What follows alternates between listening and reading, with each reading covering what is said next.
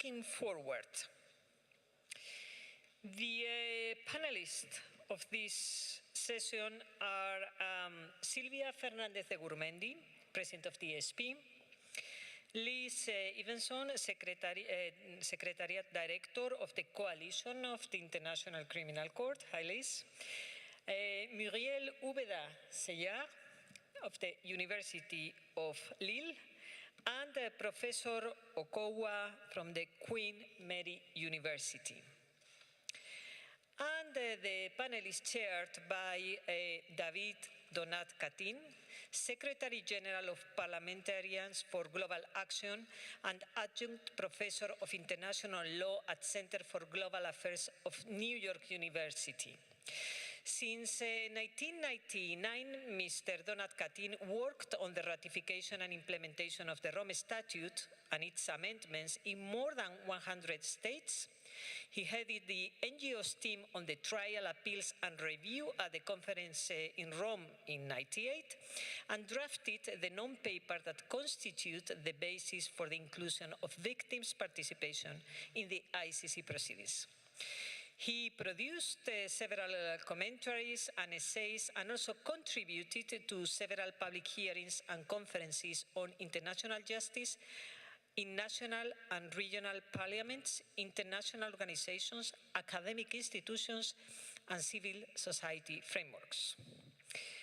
David, over to you. And if I may, the panelists, if they could speak a little bit slower for the interpreters that have been working the whole day, would be appreciated. Thank you. Thank you, Sonia, and I do apologize in advance with the interpreters. I'm very sorry to be fast in speaking. First of all, really a sense of gratitude here to the presidency of the court, President Mansky, Matthias Ellmann, and the entire team that has organized this conference. We are very delighted to be here. I think I speak on behalf of all of us from global civil society who is in attendance and who's taking notes. And I'm not going to use these moments that I have to introduce this panel, also because how can I introduce it? It's entitled Looking Back and Forward. So what can I say? I will start giving you one figure which is staggering. Let me take it from where a giant of international criminal law started the conversation this morning, President Kirsch. And I will never forget the role that he played at the Rome conference. I do believe that without his leadership, the package compromise that was achieved on 17th of July 1998 would have not been so good. And we realize, Ambassador Kirsch, if I can call you with your old title now, why you did such a good job. Because, for example, on crimes against humanity, in your team, there was a person like Daryl Robinson in charge of the negotiations. So no surprise, the quality of your team meant a lot for the quality of the final product. Well, in the year 1999, so at the end of the 1990s, the decade of international law that Mr. Boutros Ghali named after this very important priority, the budget of the ICTY, therefore in charge only of the situation of the former Yugoslavia, amounted to $100 million, which as of today would be a dollar value of $169,742 million. Today, the budget of the ICC is 154 euros, which is in the dollar value of today 160 million euros. So it's falling short of 9 million than the single tribunal for one situation. So you understand where we are. We have lost a lot of ground. We have lost of significance and importance. This is of course not true if I really look at the present, because when you look at the past and you look at the future, you also look at the present. At the present, if I recall the first hearing that the president of Ukraine provided at the European Parliament in the first plenary that hosted him in a video call at the very beginning of the war, the first line that the president of the European Parliament mentioned was, we will bring the authors of these atrocities to justice and we will use the ICC. This was the first speaking line of Roberta Metsola, the president of the European Parliament.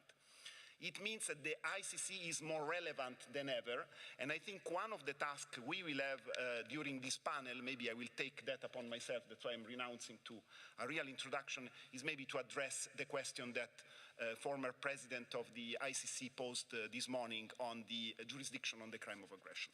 But without further ado, let's start with one of the greatest satisfactions of my entire career, that I'm being asked to preside over the president, the multi-president, because when I was a team leader on behalf of the NGOs, she was presiding in the green room in Rome, the working group on the procedural law of the ICC, which is supposed to meet about 15 times, but you met 35 times, 40 times.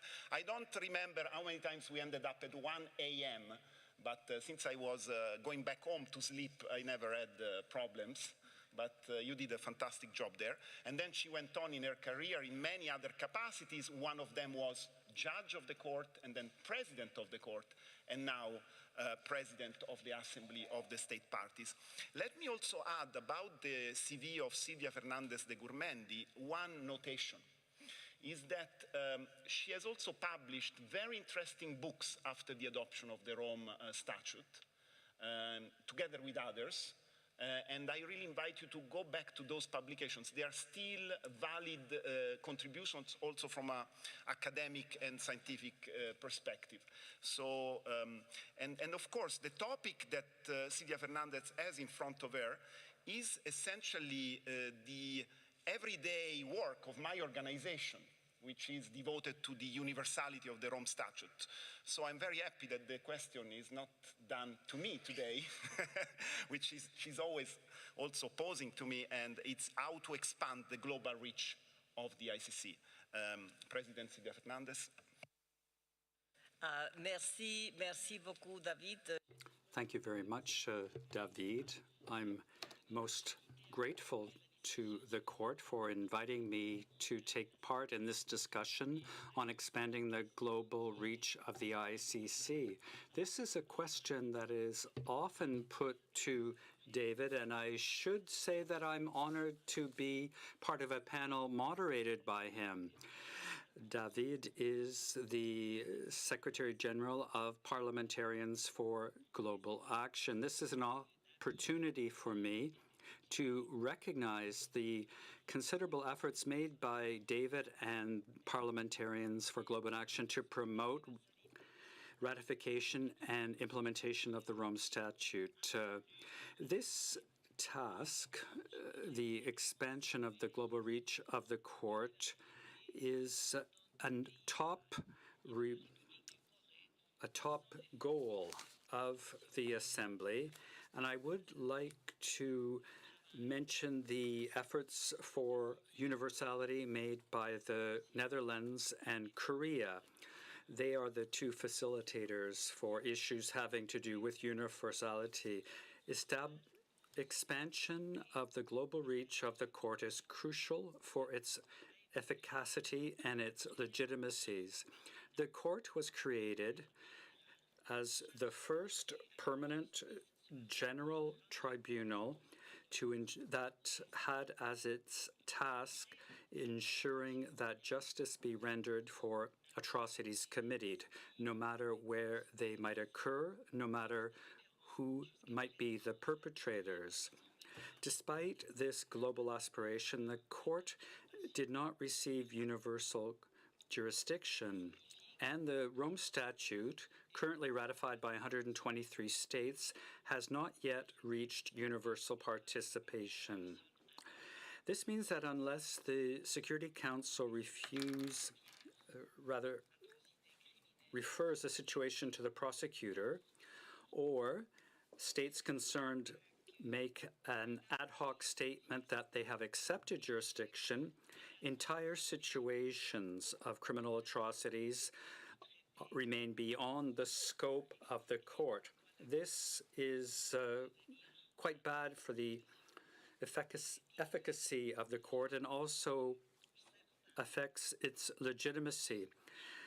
Beyond the technical aspects of the treaty, which can explain why the court cannot intervene in certain situations, it is essential for the court to expand its reach. It is crucial and clear that more states must join the system. Switch to the other bottom. How to convince others to join? This is the question that indeed normally we ask David.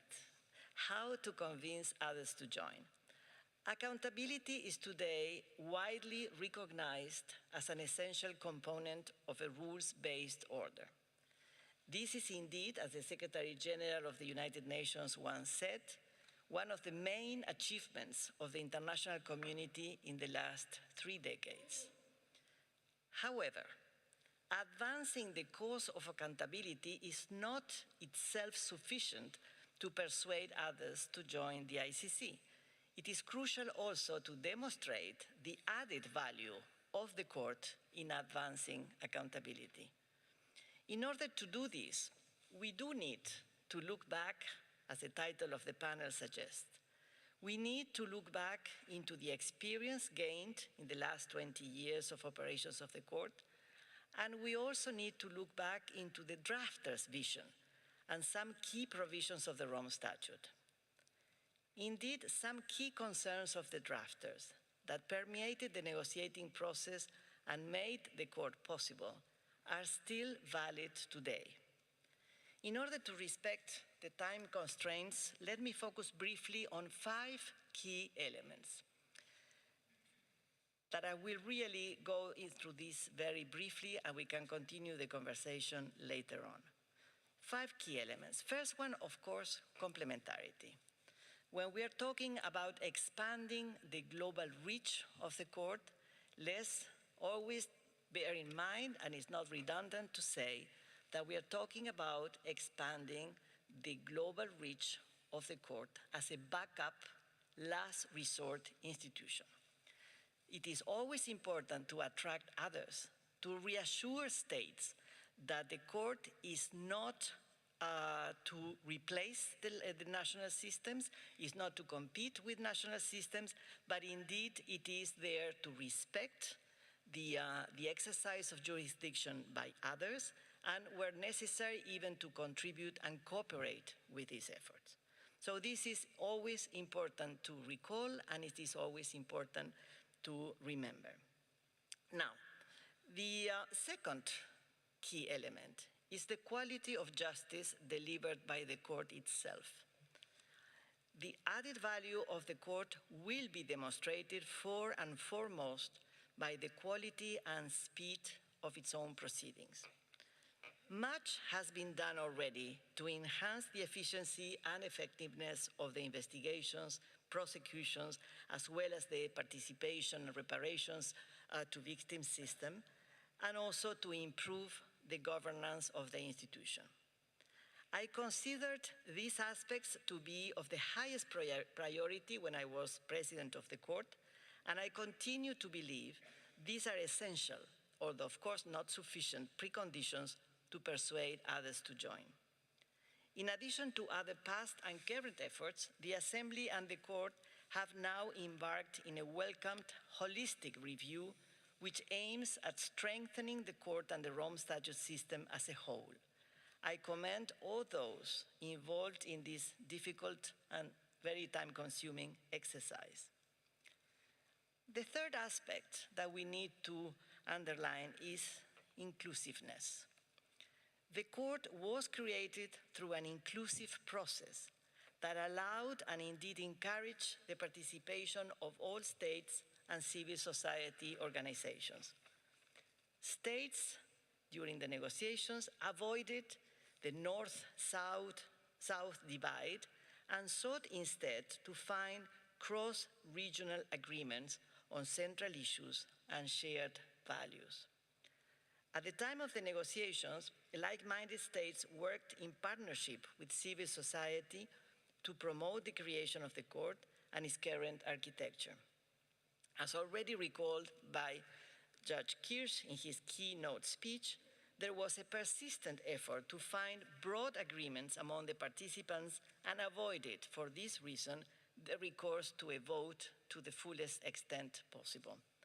It was important then, and it is also crucial today, to continue to reach broad agreements through inclusive and transparent dialogue among all stakeholders, states and civil society, in order to strengthen, improve, or amend the system. I trust this is indeed the approach that is being taken in the review process that is currently underway.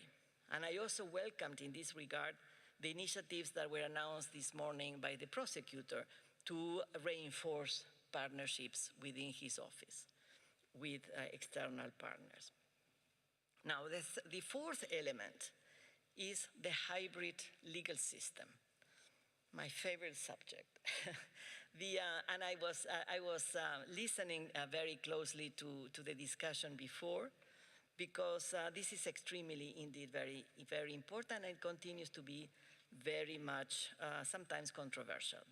As part of this quest for inclusiveness, negotiators had the underlying concern of ensuring sufficient representation of all legal systems, traditions, and values. The drafters thought that by definition, a universal system could not be attached to a particular legal system or set of values, but represent them all in a hybrid system, which is the one governing the court today. This conviction of the drafters, as I said, remains valid today.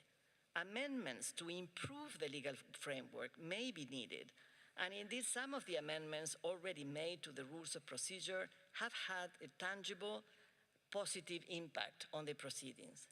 However, all those involved in new initiatives should seek to preserve the general balance of the system as conceived in the negotiating period by the drafters. Universality indeed requires respect for diversity. And here I would like to very much echo what was said in the previous session about the development of a really autonomous system in the last 20 years. Let's first say that although we always say it is the system, the legal framework is a hybrid combining civil law and common law elements, it is more than that. It is, I have for 10 minutes. It is indeed a hybrid, first of all, negotiated by all states of the world. And all of them were invited to participate and indeed contributed to the discussion. So it would not be really true to say that some sources of law were accepted and other sources of law were not accepted. Indeed, everyone was contributing to the discussion, and frankly, some of the provisions, I couldn't say whether they are common law or civil law. They are hybrid, and they are part or a result of the conversation. So, and in 20 years, they have developed as a real autonomous system that it is important to preserve. The fifth and last element is the legal, regional, and gender representation. For similar reasons, the drafters made also explicit the obligations for states to take into account in the election of the judges the need to have adequate representation of the principal legal systems of the world, equitable geographic representation, and a fair representation of female and male judges. This adequate representation within the judiciary is essential, but not sufficient. It is clear that also the composition of the staff must reflect adequate representation of systems, regions, and gender. While the court makes efforts in this regard, also states and civil society could assist in the search for good candidates for elected and staff positions at the court by disseminating all relevant information, including vacancy announcement, as much as possible within the relevant agencies and sectors of their society. Next year, there will be an important election of 6 new judges in which all state parties and civil society have an important role to play to promote the best candidates for the position, taking into account the need to respect diversity in all fronts.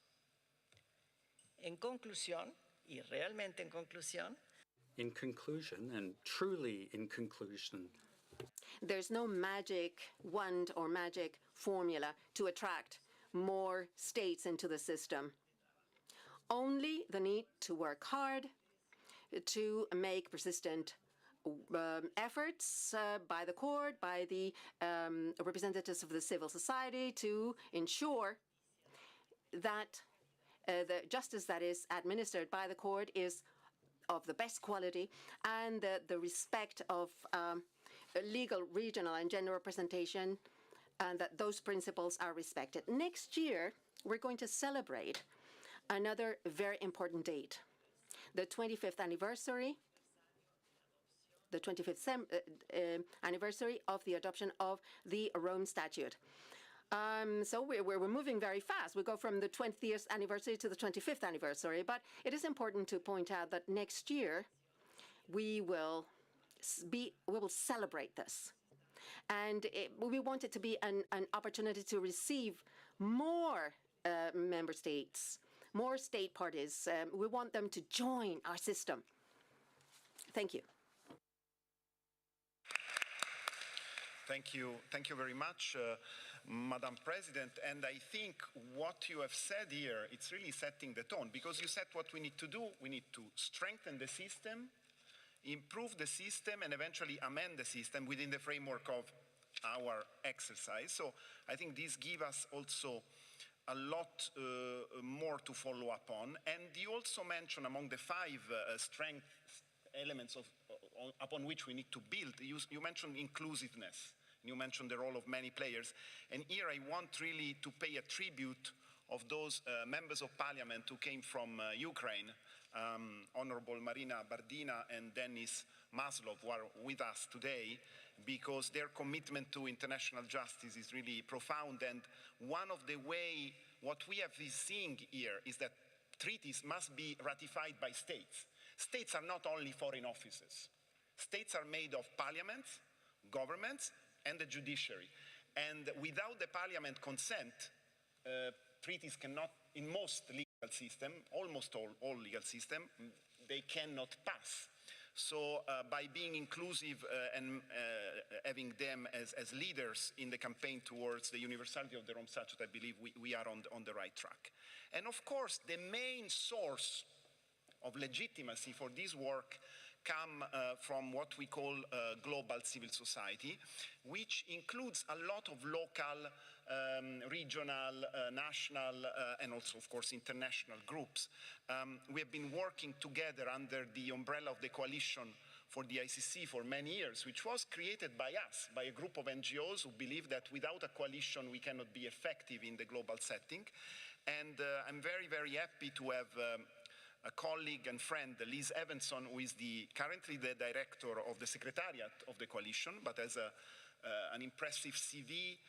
If there was one person to whom I had to ask a question on very technical issues, let's say family visits, then my mind was, let me call Liz, because she will tell me where we are with those negotiations, and if the accused have the right to access his or her family. So I think Liz has done a tremendous job with Human Rights Watch under the International Justice Program, which is going to direct in a few weeks from now. Congratulations for your promotion. But as of today, she's speaking on behalf of the entire coalition of NGOs that help us to be here and to continue to be here. Liz. Thank you very much, David. And the secret is that if you asked me that question, I would just call the Secretariat of the Coalition for the ICC. But I am really honored to be here today among such esteemed colleagues, and I'm particularly honored to be here on behalf of the Coalition for the ICC. As David said, for 27 years now, the Coalition has joined together NGOs from the grassroots to the global level to champion justice for victims of serious international crimes. We campaigned first for an international criminal court, and then fittingly, given that today we mark 20 years since the Rome Statute's entry into force, we campaigned for the ratifications that would make that court a reality.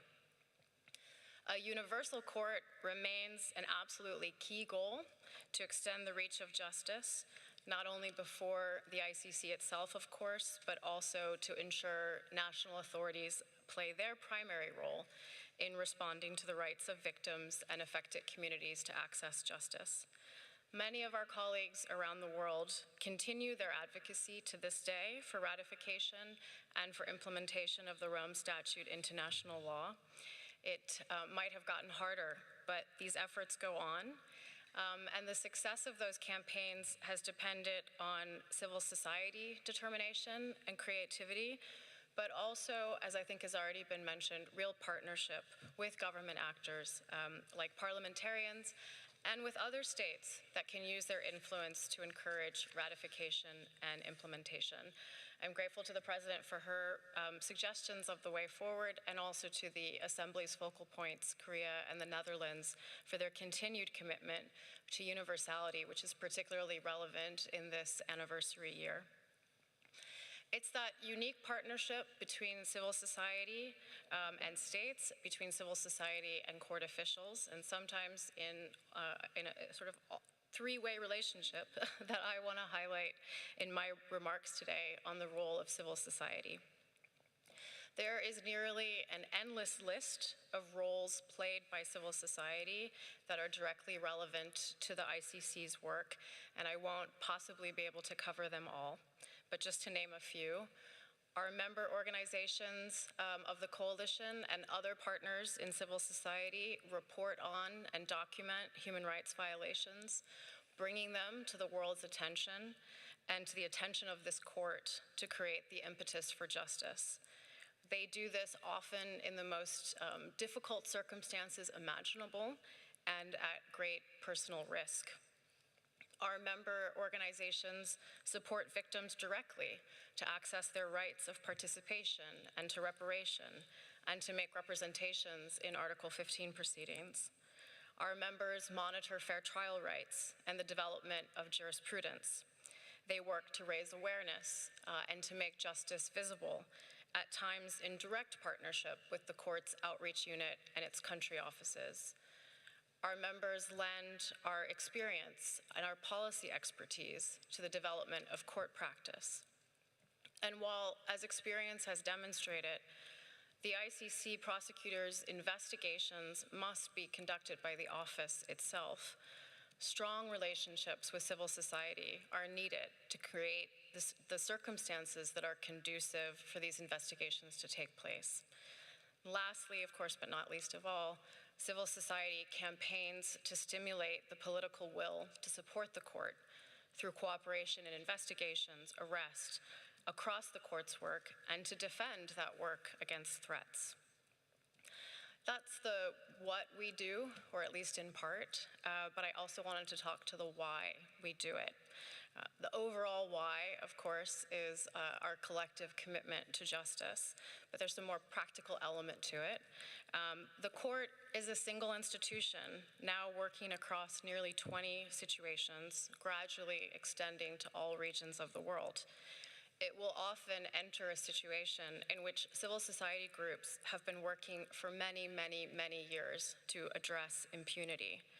Civil society is already there, with critical expertise on the violations taking place, on the state of national judicial proceedings and the national justice system, with trusted relationships among victims and in affected communities. Of course, NGOs have urged the court itself to come closer to these communities, to have more robust presences in countries where it conducts preliminary examinations and investigations, and to develop its own expertise. In fact, I think it's fair to say that civil society has sometimes felt that far too much is asked of it to carry the work of the court, given that the court has limited resources, given its distance from these situations. Those are issues that should be addressed by the court going forward. But the fact is that civil society is there, will always be there, and will have lived experience to contribute to making the court's work truly meaningful in affected communities. I think there's also an important principle at stake that explains the place of civil society in the Rome Statute system, and that goes to the issue of legitimacy. How does the court establish its legitimacy? I think that's a question for any court in any system, but perhaps particularly profound for a criminal court, which has the authority to take away someone's liberty, and a court that's operating as an international tribunal. This legitimacy, of course, comes from the legal framework, from the ratification of governments, from embedding the statute into national law. But it also needs to earn that legitimacy in the eyes of the people it serves, ultimately the communities affected by the crimes tried before it. Civil society confidence in the court and in states' parties to live up to their commitments is an important element of building this legitimacy, and it requires robust civic space within court and assembly processes. Of all of these roles, with the remainder of my remarks, the one I really want to highlight is our essential advocacy role. We all know that the ICC's effectiveness depends equally on decisions made by court officials and those made by states, and sometimes quite particularly by states' parties. That means that our advocacy as civil society spans both court officials and representatives of states. There are, of course, boundaries to this. The court is an independent judicial institution, and we also have to be careful not to invite states to overreach in their role of oversight. So we are also the staunchest supporters of the court's prosecutorial and judicial independence. But within these boundaries, there's quite an important synergy that happens in partnership and advocacy between all of these actors. And I just want to offer a couple of examples, both looking back and looking forward in theme with this panel. The first one is outreach activities. When we look back to the start of the court's outreach activities, that is its efforts to provide public information to affected communities, that was really the product of states' parties on the back of NGO advocacy and drawing lessons learned from the ad hoc tribunals and the Special Court for Sierra Leone to take a real interest in the importance of justice not only being done, but being seen to be done. And it was states' parties that urged the court and critically agreed to provide the funding for the court to start its own outreach unit. Looking to today, we again need a renewed partnership to ensure the court has the resources it needs across all of its work. David's already cited some important statistics. I'm sure most of you are aware, and I think the prosecutor referred this morning to the infusion of voluntary contributions in recent months. It's positive that there's been such an enthusiastic response by states to the prosecutor's call. But for the coalition, it really serves to confirm that there has just been absolutely chronic neglect and underfunding of this institution. And it's the chronic underfunding and not the developments in Ukraine that have led to this exceptional resort to voluntary contributions. It's been many years now where it's been clear that the court simply does not have the resources it needs to meet the legitimate expectations placed upon it. And that has, without a doubt, affected victims' access to justice, and it has served at times as an excuse for underperformance by the court. So while the need for resources is real, the timing of this call for voluntary contributions in conjunction with the opening of a specific investigation, as well as the statements that governments have made calling attention to their contributions in which they refer explicitly to that situation, has given rise to perceptions of selectivity and politicization in the work of the court. It's really raised alarm bells across our membership, where member organizations have asked whether justice for some victims should be prioritized over others based on the availability of resources. We think that the momentum now around the court's critical role, and of course it has an absolutely critical role to play on Ukraine, but it has that role to play across all of its situations. And this focus should now drive states and the court towards a fundamental reconsideration of the resources needed in its regular budget to execute its mandate, the best way to protect the prosecutorial and judicial independence that was fought so mightily for in the Rome Conference. Then just quickly, because I need to wrap up, another example would be the review process, if we look back, less distant past. But as you all know, in 2019, the Assembly commissioned a review process, specifically an independent expert review panel. That review process was called for by court leadership. It was supported by other stakeholders, but it was also really pressed by civil society, which could see that the court was not living up to expectations and that there were a number of disappointing setbacks. So a review was needed, change was needed, but in civil society we could also see that a review process might open the door not to those who wanted to strengthen the court, but to those who might want to take the opportunity to undermine it. So we also insisted that that review process be done with utmost respect for judicial and prosecutorial independence, with transparency and with inclusivity. And I think it was that balance of interests that got us to a report from that panel where there may be disagreement or agreement with many of the recommendations, but nonetheless it serves as a legitimate reference point for our discussions going forward. Looking ahead or looking to the present moment, what we need now is genuine consultation between the court and civil society as the court assesses the recommendations directed to it. There are many recommendations around victim participation, around defense rights, around complementarity, where civil society has specific expertise to offer. And to take this review process forward, the views of civil society should be taken into account as the court arrives at its assessment. There are many more examples that could be offered of this synergy between civil society advocacy, states parties, and the court. I think overcoming the US sanctions is another very recent example, and there will be other threats in the future, and there's a need to work together on those threats. But there's also a need to recognize that those are threats not only to the court and to its mandate and to the rule of law, but to human rights defenders themselves, to civil society themselves. There are really personal interests at risk and on the line here. So I just wanted to conclude by, as we go forward in this collective fight against impunity, to urge the court, to urge the Assembly, to urge states parties, to prioritize protections for human rights defenders. Include us in what you do. It helps give us visibility, which is a form of protection itself. It helps increase the legitimacy of this process, and it will help us to continue to play the role that we have to play in ensuring the success of this project. Thank you.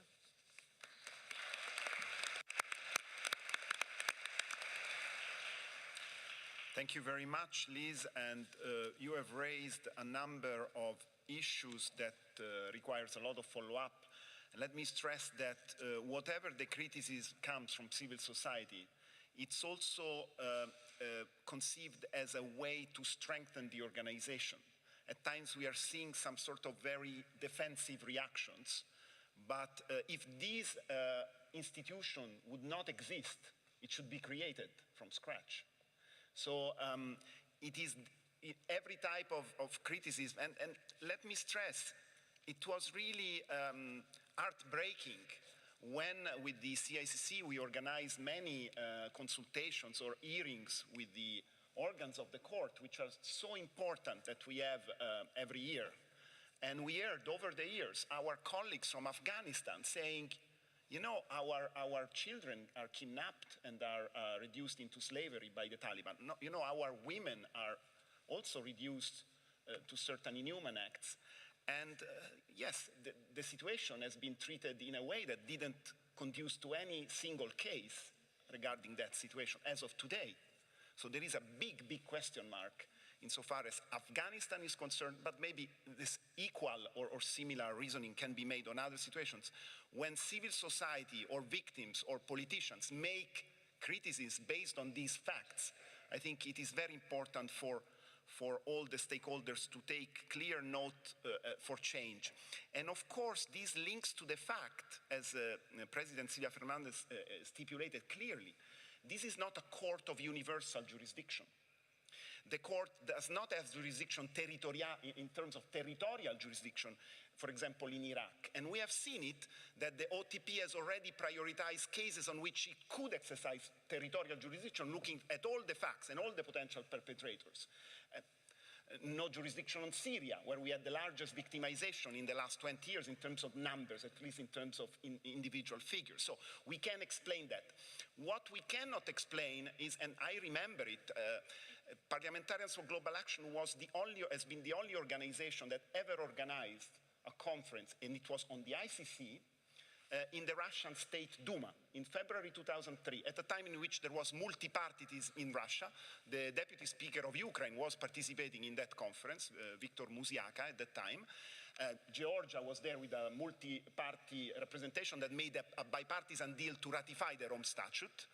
And the legal advisor of the president of the Russian Federation asked me the question, we received news from the UN that Afghanistan today deposited the instrument of ratification of the Rome Statute, February 2003.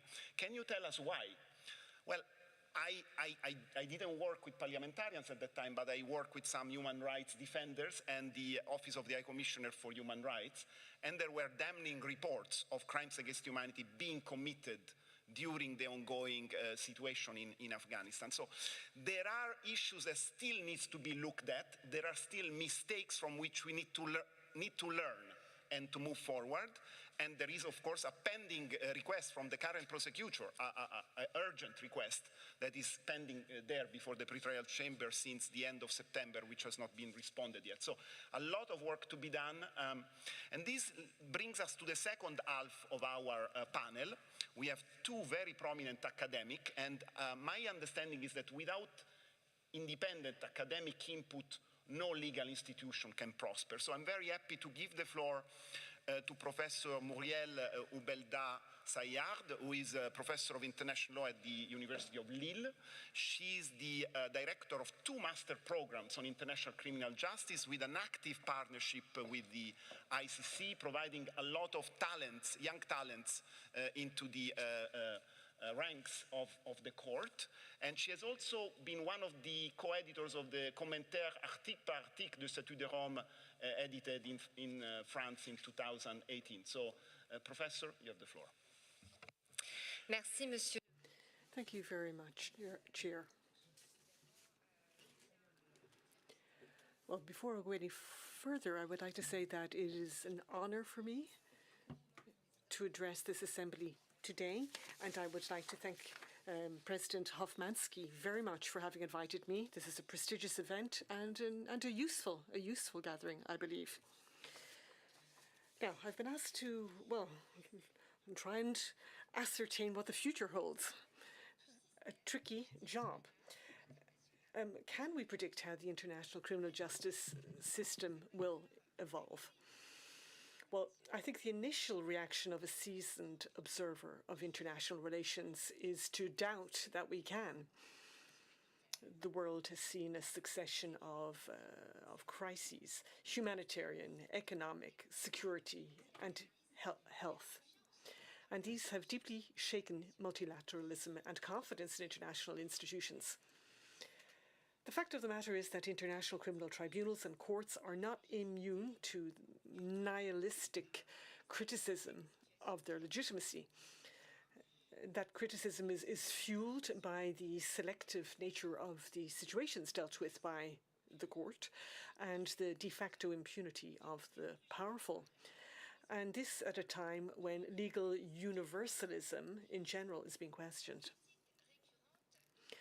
Now, this repeated criticism must be taken seriously, it seems to me, and one must respond to it with humility. After all, any human enterprise is by its nature fallible. There is an expectation that the court be exemplary, and rightly so.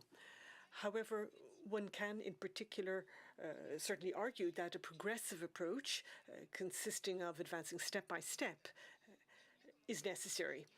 Even if one aspires to try everyone responsible for mass crimes in the world, one must necessarily begin by trying just a few of them, and one must rely on the preventative and expressive facets of criminal law to deter all the others. Well, this is the nature of things. Nonetheless, we see today that as balances of power and alliances shift inter alia in response to the crimes committed by Islamic State and to the Russia-Ukraine conflict, we see that the shared values and red lines constituting the international criminal justice system remain the bedrock of the international public order in the eyes of much of the community of states and civil society. There are therefore reasons to be hopeful that the international criminal justice system will enjoy a positive transformation.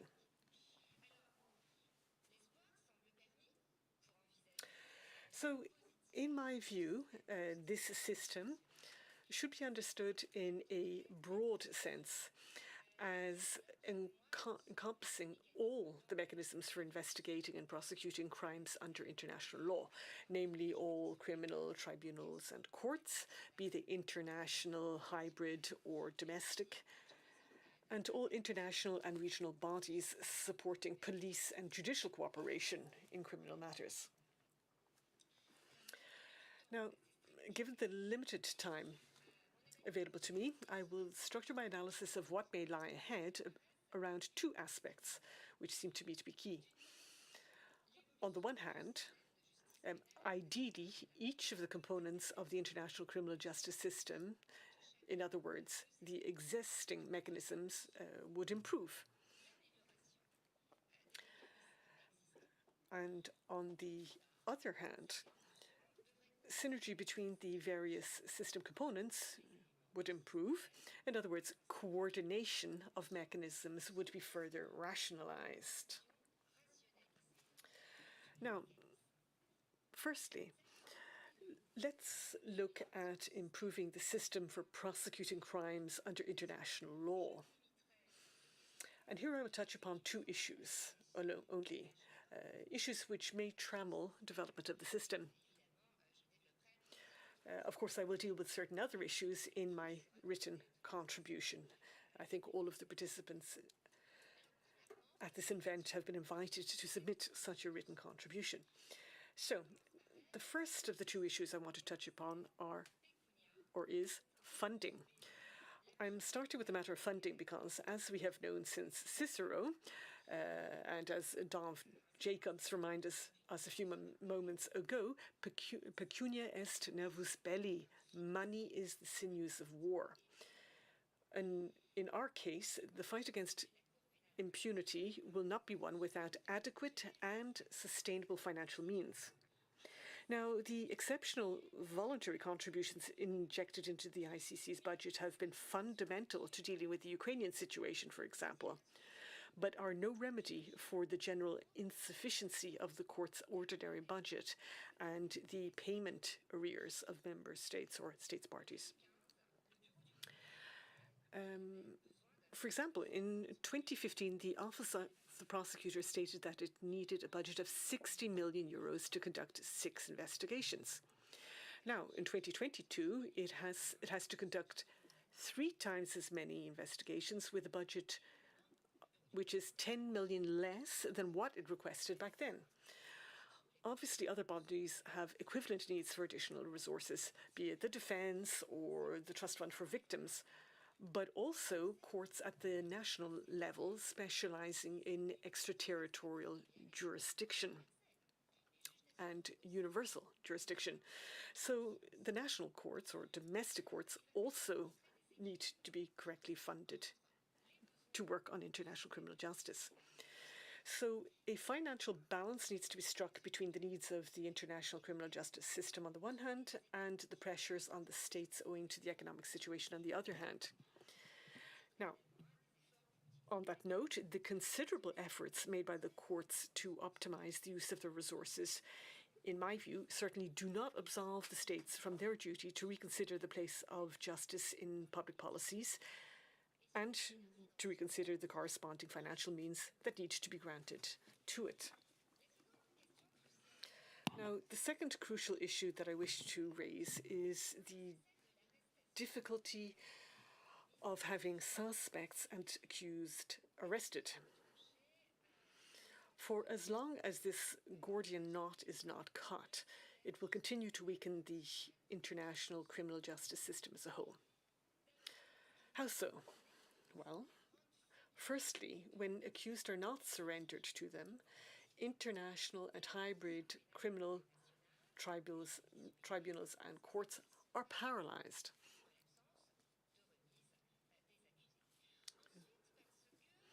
Secondly, faced with this difficulty, there is a temptation to focus prosecutions on intermediate level officials who are easier to apprehend. However, I believe that that tendency is dangerous because it takes international courts away from the raison d'être, which is to prosecute those who bear the greatest responsibility for the crimes committed. Precisely those who domestic courts cannot put on trial owing to the immunities that protect them.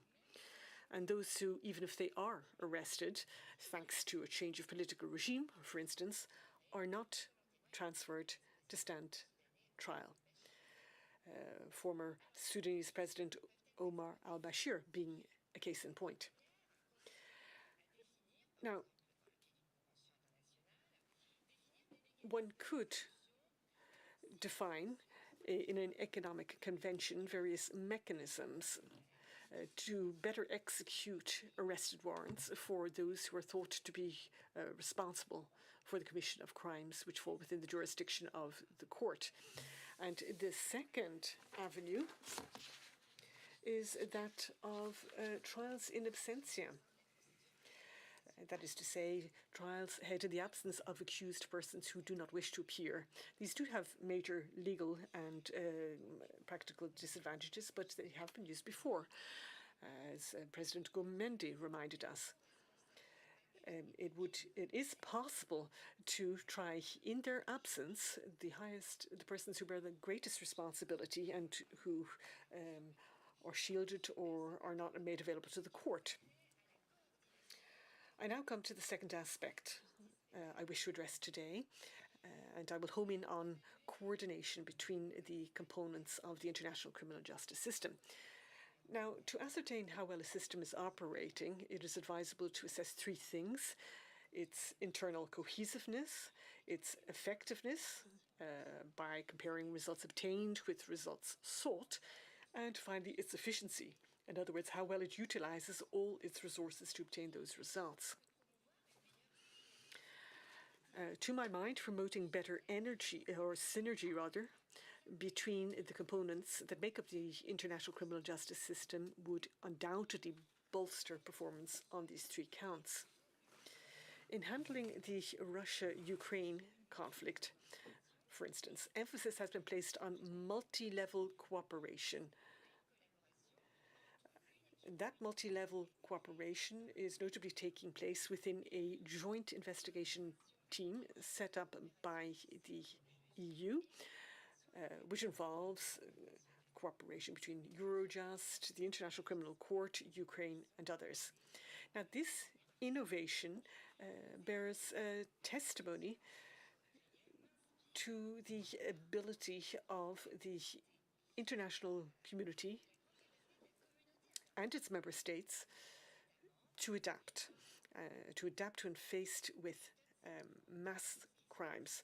So they are perfectly capable of being innovative when they wish to rise to the challenge. And there are other examples of innovation.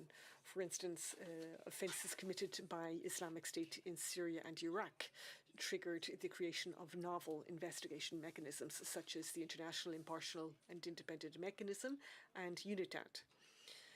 On another note, some states have chosen to set up specific courts to assist them in reconstituting their social fabric, a fabric shredded by years of conflict.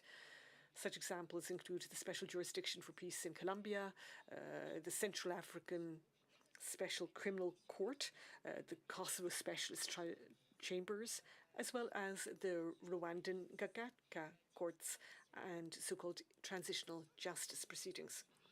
Now, all these hybrid mechanisms fit snugly into the international criminal justice system and help strengthen it. You see, each is equipped specifically to address the situation concerned, and they fill in the gaps in the fight against impunity. Their jurisdiction dovetails with that of international and domestic courts. For example, the Central African Special Criminal Court has primacy over any other domestic court, but it automatically renounces jurisdiction in favor of the ICC if the latter decides to exercise its jurisdiction. And this leads me to my second and final remark, namely that it is the primary responsibility of the states, in light of the social pact, to protect their inhabitants and afford them justice. The ICC is traditionally said to be a catalyst. The thinking is that, faced with its very existence, states would adapt their legislative framework to equip their domestic courts to play a more effective role in the fight against impunity, and we heard much about that this morning. I believe that in future, national courts will undoubtedly become the ordinary courts of international criminal law and will play a growing role in the international criminal justice system. That said, let there be no mistake, the international criminal courts and hybrids will continue to play their fundamental complementary role, I believe. They will in any case do so as long as the international legal order continues to be decentralized and fragmented across sovereign states, some of whom will continue to be unwilling or unable to prosecute crimes that deeply shock the conscience of humanity. Thank you for having heard me. Thank you very much, Professor. And you ended your comments by giving us really a graphic description of what complementarity should be. And I think that the principle of complementarity has been really seen by many states as some sort of protective mean to sort of shield certain situations from being taken up by the court. But if the legal systems, if there is a domestic judge that is willing and able and genuinely capable to bring to justice a perpetrator, that should be always the first choice. Yet the court doesn't need to exhaust the victim, and the prosecutor doesn't need to wait for the exhaustion of domestic remedies. Complementarity is not subsidiarity. It leaves ample flexibility for the system to be fair, effective, and prompt. This leads us to the last speaker, and we have another prominent scholar who was recently elected with a record number of votes to the International Law Commission. So Professor Phoebe Okowa from Kenya is teaching international law at the Queen Mary University. She has been associated with many prestigious institutions, a member of the Permanent Court of Arbitration in The Hague, and has lectured from Nairobi to Oxford to NYU, Stockholm, Lille. I can name others if there was time. So we are very honored to have you, and I know you will touch upon a topic that is very sensitive to many. So good luck. Thank you, David, and thank you for that. Microphone, please. Sorry, I'm used to talking without a speaker, so hopefully I can project my voice. As just started, President of Mansky, judges of the court, ladies and gentlemen, it's a great pleasure to be here on the occasion of the 20th anniversary of the court. These are really uncertain times that we live in, at least for all of us who are committed to the international rule of law.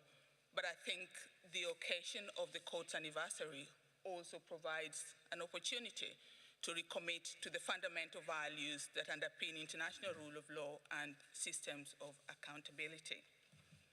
I was asked to talk about the prospects of adding new crimes in the ICC's jurisdiction in a space of 12 minutes, but I have decided then that I will just choose one crime. I will talk about ecocide, and my choice of topic is in part influenced by the fact that I think it's at this stage the most credible, the most significant, the most developed, the one that's generated the most debates, but also given the times that we're living in, clearly the most consequential if it gets to be included in the Rome Statute. Thematically, the panel also required us to talk about, to look at these issues, both looking back and looking forward. And so I thought it would be best to consider the question of ecocide in a bit of a historical perspective on how we got here to have this as one of the most defining issues of the time in terms of candidates for inclusion in the Rome Statute. Now, when the Rome Statute was adopted in 1998, it deliberately gave the court very limited subject matter jurisdiction, confined to crimes that were regarded at the time as unquestionably part of customary international law. I think the list of 4 is well known to everyone in this room. It included genocide, war crimes, crimes against humanity, and of course aggression, although aggression came with the suspensory caveat that it would only be part of the court's jurisdiction after a review conference had adopted a definition. That's happened, and so those were the 4. But the draft that had been prepared by the International Law Commission, which formed the backdrop of the preparatory conference, had in fact given the court a much wider subject matter jurisdiction. In fact, the jurisdiction of the court on the ILC proposal had extended to all crimes defined by existing international treaties, what are sometimes referred to as the suppression conventions that related to hijacking of aircraft and terrorism-related offenses. Again, because the court's jurisdiction, the crimes would be limited to those that already had a definition, the court would not be embroiled in an extended debate about defining these crimes. So hijacking, terrorism were deemed as crimes of international concern. To give a contextual example, much debated at the time, was, say, the Montreal Convention on the hijacking of aircraft would certainly have given the court jurisdiction in relation to the Lockerbie affair. In the event, of course, these ILC proposals never carried the day and never even made the way to when the debates moved to Rome. And I think at the time, the consideration was that the narrow subject matter was necessary to maximize political support. This was a new institution. No one knew whether states would accept it, and that it would even be more worrying if it had an open-ended jurisdiction over undefined future crimes or crimes contained in the treaty. So essentially, had the Rome Statute adopted this very ambitious definition, it would almost certainly have been consigned to the graveyard, as had previous proposals. At the conference itself, there were also proposals for the inclusion of crimes relating to illicit trafficking in drugs, on international terrorism, and mercenarism. There is no time to go into the history and the debates about the exclusion of these topics, although they may be of relevance because part of the concern was that the court should not be embroiled in run-of-the-mill investigative processes within the domestic jurisdiction of states. However, in the preparatory work prior to the Rome Conference, proposals were made for the inclusion of willful and severe damage to the environment as a possible crime within the jurisdiction of the court. So the seeds, although it's much discussed now, date back much earlier. And I keep referring to the International Law Commission, perhaps out of institutional loyalty to my new home. But the question of willful damage to the environment also featured prominently in the context of the ILC's work, the International Law Commission's work on state responsibility, but also in the context of its work on the draft code of offenses against the peace and security of mankind. But the Commission's proposal to include a parallel regime of state criminality for serious crimes, I admitted it wasn't just the environment, but the environment was certainly one of them, was deeply contentious.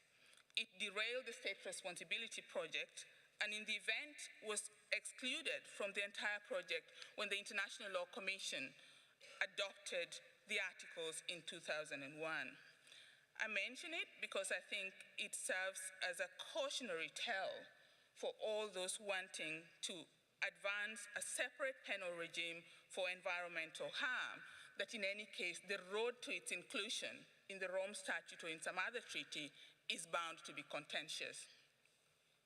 So the court is now well established.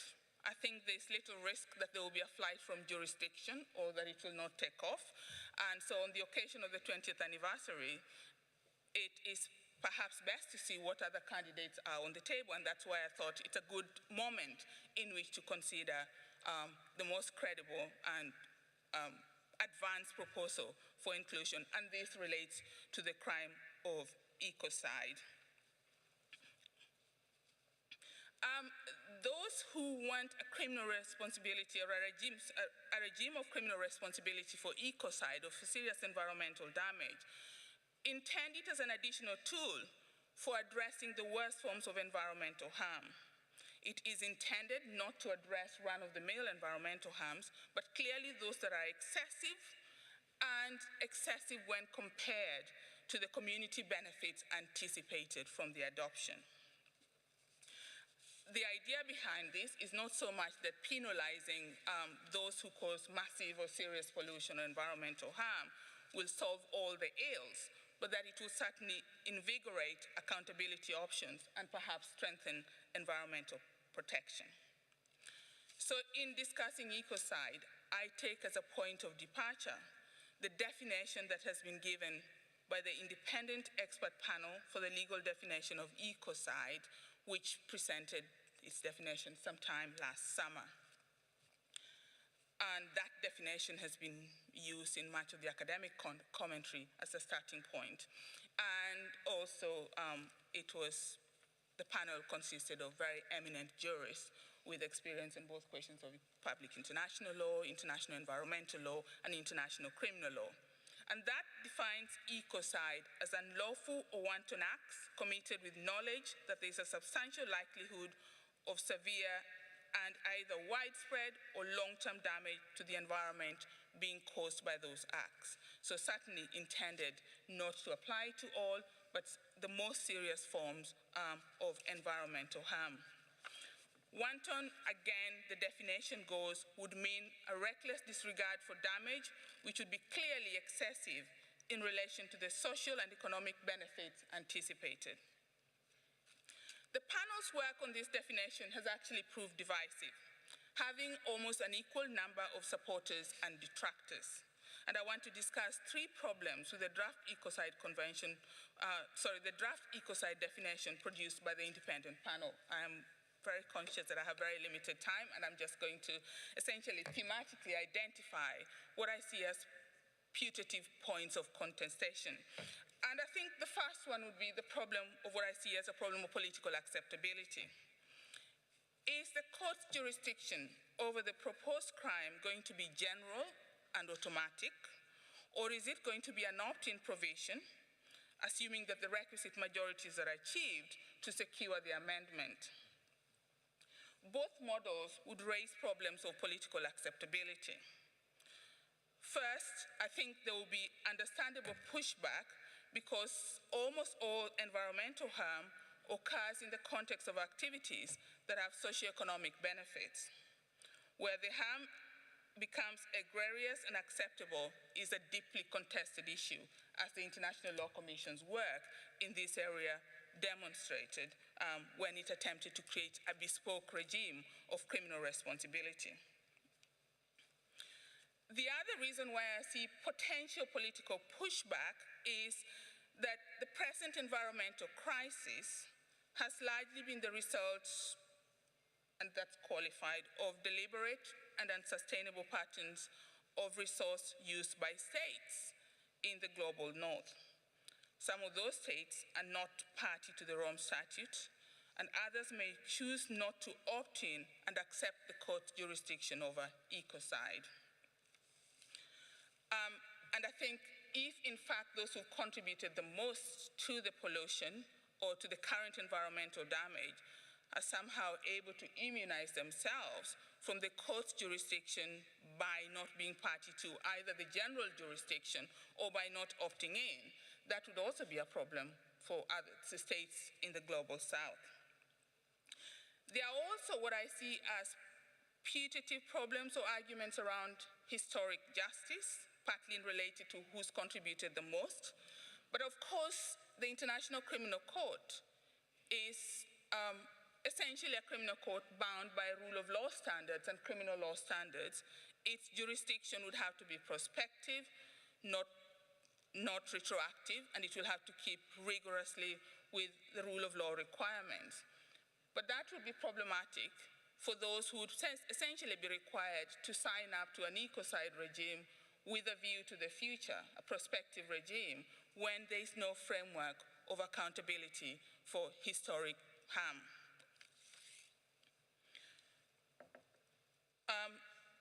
So essentially, I think I can see putatively the Global South may be reluctant to push to an ecocide regime in circumstances where those who've contributed the most to the current environmental crisis remain essentially unaccountable for their past conduct. The other thing is the question of balancing economic development and environmental harm, as the debate since the Stockholm Conference of 1972 clearly indicate, remain hugely contested. It's an area where states are not likely or be prepared to have external constraints, especially external constraints of a penal nature on their development activities.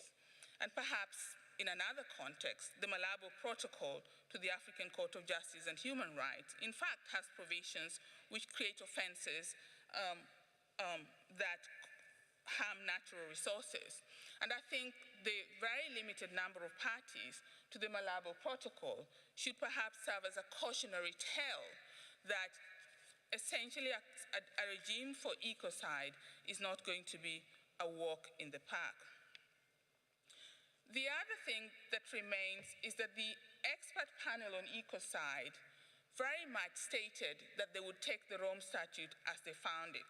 In other words, other than the definition and inclusion of a new crime, there are no proposals to overhaul its institutional structures. There is no proposal on the table to amend Article 25, for instance, and give the court jurisdiction over corporations.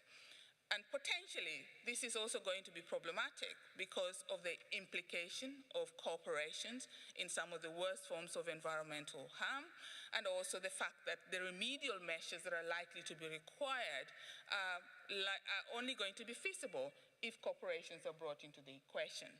The North-South divide that I started with also remain a contested problem here because many of these corporations are corporations which are in the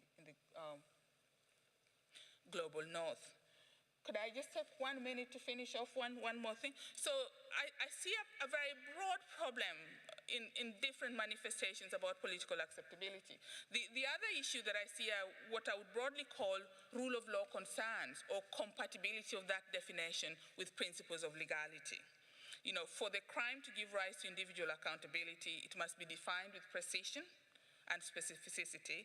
It must be certain and it must be predictable. And crucially, it should rule out a large area of discretion on the part of the decision maker. But ecocide, as defined in the draft panel report, essentially involves a balancing act. The court, the decision maker, the prosecutor would have to weigh the benefits of this particular activity and the harm it generates. And I think that would be very difficult to apply or to delegate that, and at the same time ensure that judges, prosecutors are able to do this consistently with the core requirements of certainty and predictability that underpin the rule of law. Just one last point is also a potential problem of its how it sits. With the institutional structure of the court is intended to be supplemental to national legal systems. As Professor Beku said earlier in the morning, it's a court of last resort. And so in a sense, for ecocide to work, you'd have to have a very developed legal framework for prosecuting ecocide within domestic legal systems. That does not exist at the moment. It is possible that the inclusion of an ecocide definition within the Rome Statute would galvanize domestic action and lead to that. But again, it's a big if. It's in a sense hoping that the court would have jurisdiction in circumstances where national legal systems don't even have a developed concept of it in most cases. I think I'm well past the time. I will stop and hopefully we can debate and have this discussion around this. Thank you very much.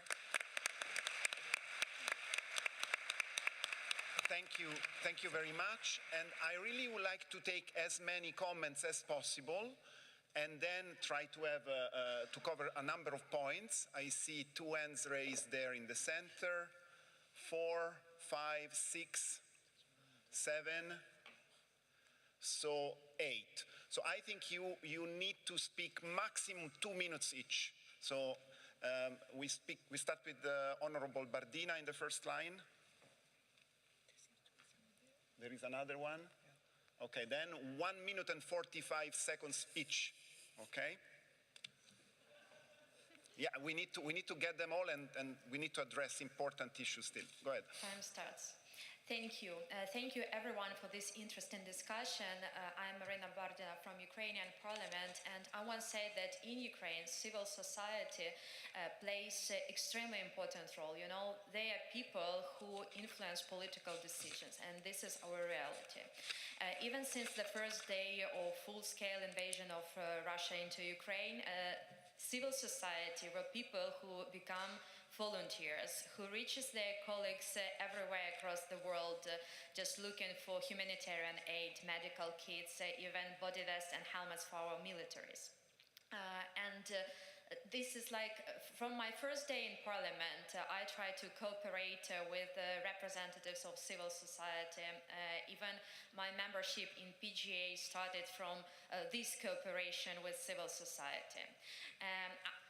In dimension, in regarding of Rome Statute, I feel necessity like to make public events in Ukraine, to involve as many as possible top politicians and talk to them about ratification process. But like again, in regarding to this, I have a question addressed to Ms. Lees. Maybe you remember some like most powerful advocacy campaigns for ratification of Rome Statute or instruments that can help our civil society reach politicians, because this like personal communication is the most important in advocacy campaigns. So instruments how to reach as many politicians as possible. Thank you. Thank you. Maybe we could go quickly on your line and then move to the other side. Please be as brief as you can. I will definitely try. We know who you are, CCA. Right. Okay. Go ahead. We'll skip that part. Yeah. I will not have a question, rather a remark, which I nevertheless feel important to say.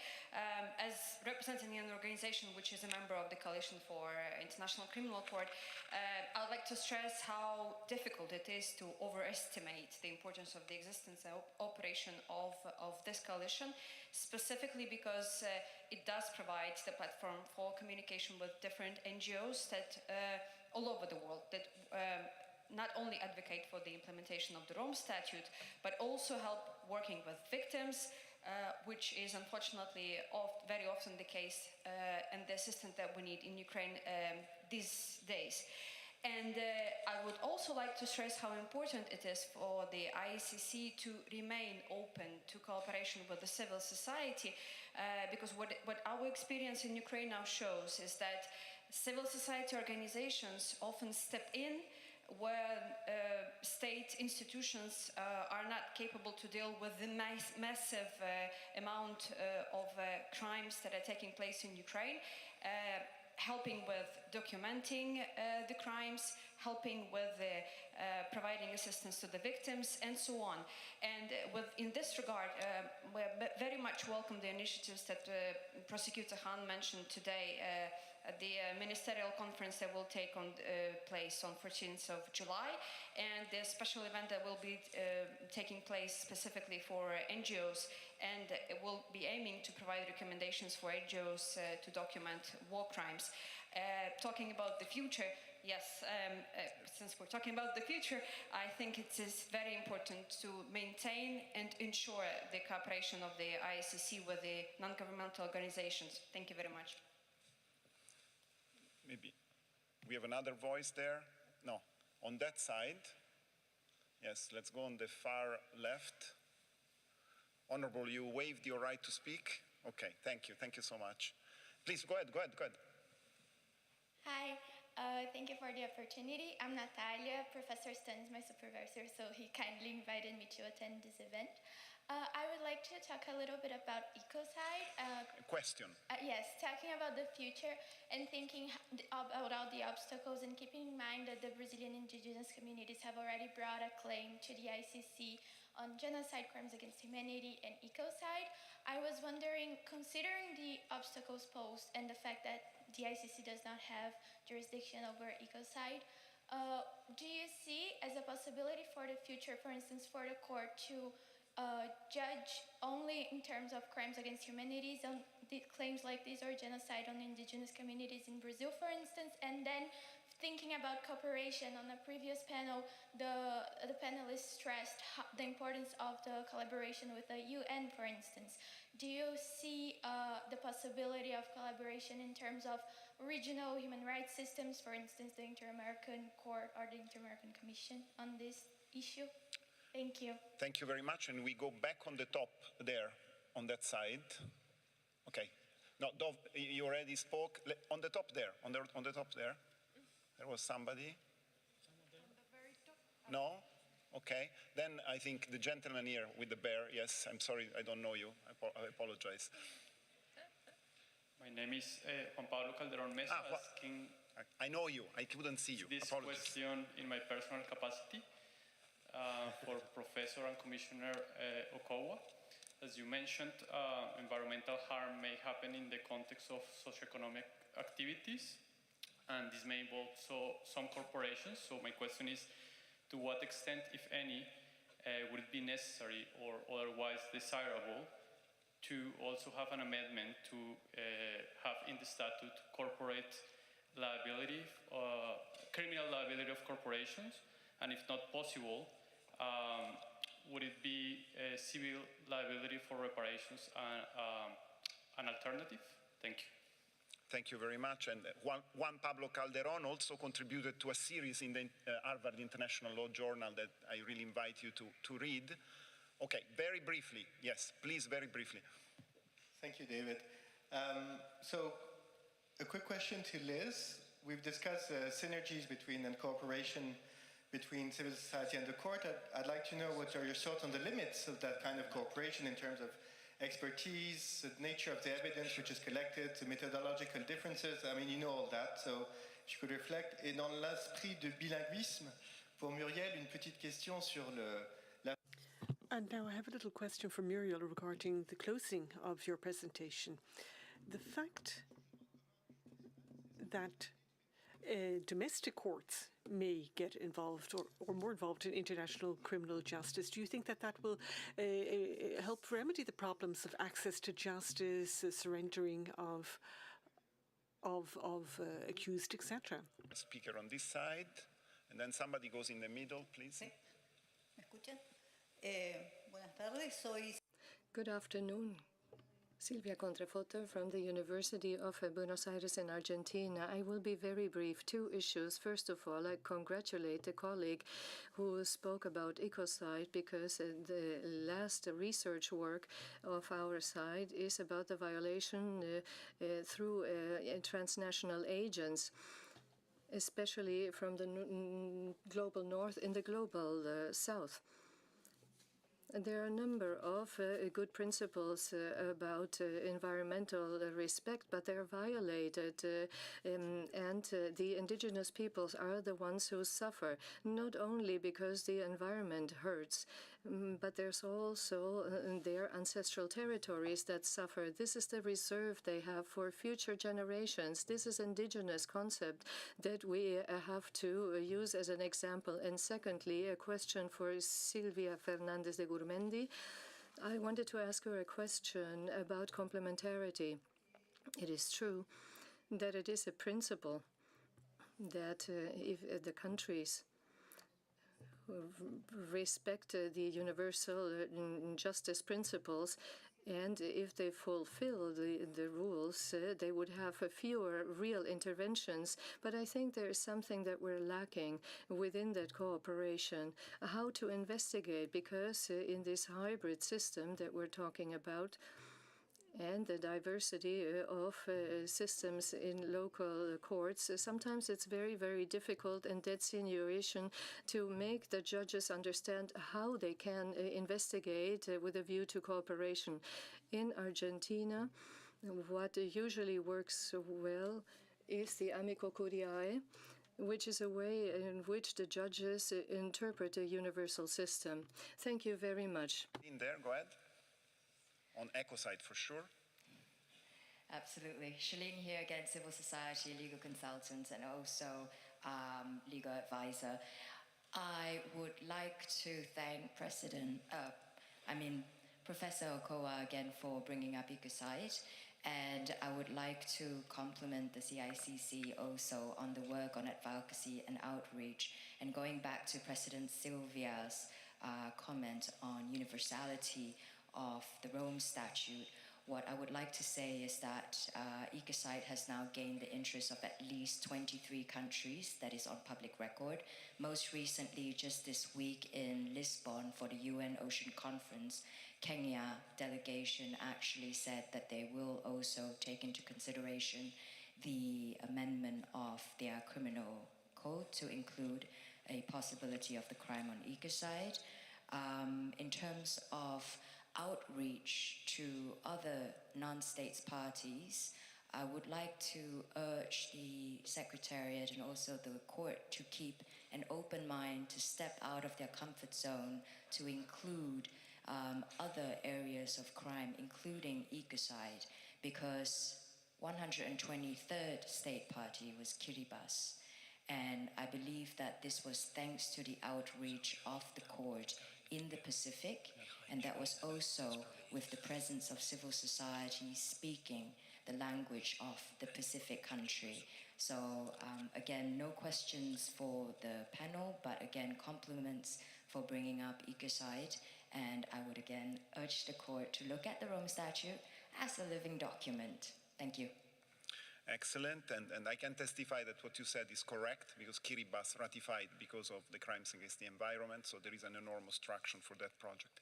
Now we have other two questions, plus the former president of the court, and Ubi Major Minor Cessat, so he has the question of the questions. So, please. Myself. Yeah, very quickly, 1 minute, 1 minute. Thank you, Chair.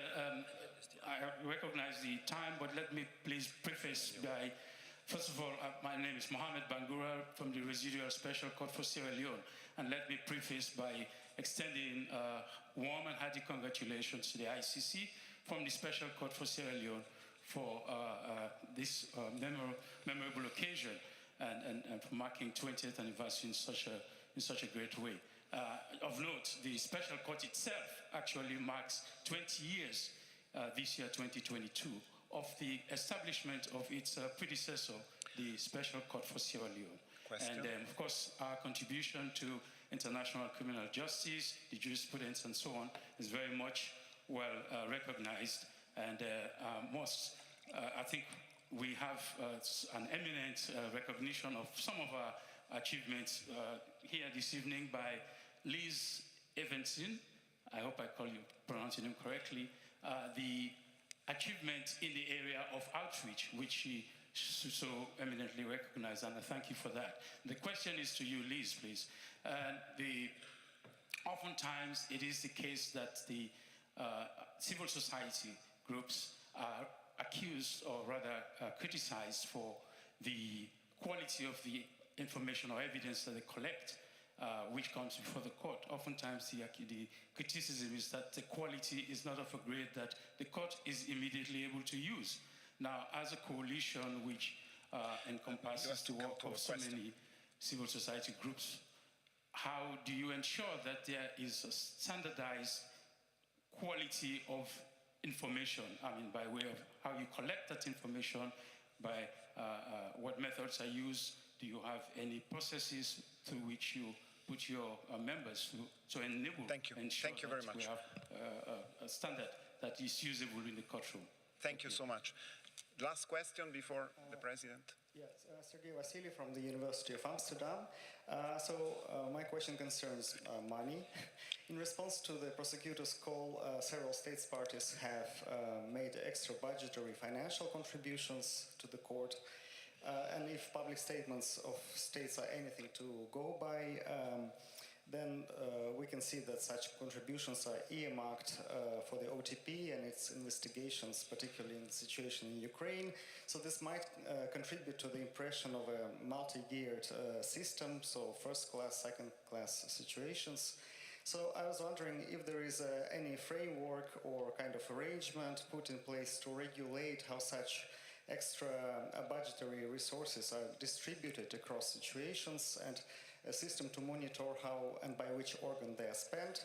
Yep. And on a related note, do you think it might be problematic from the perspective of judicial independence and impartiality for the ICC to become a court that is based on voluntary contributions in respect of certain select situations? Thank you. Thank you very much. Thank you very much. We have Judge Chile Oboe Osuji, who is the former president of the court, and then we are really out of time. So I call on the panelists to prepare very succinct answers.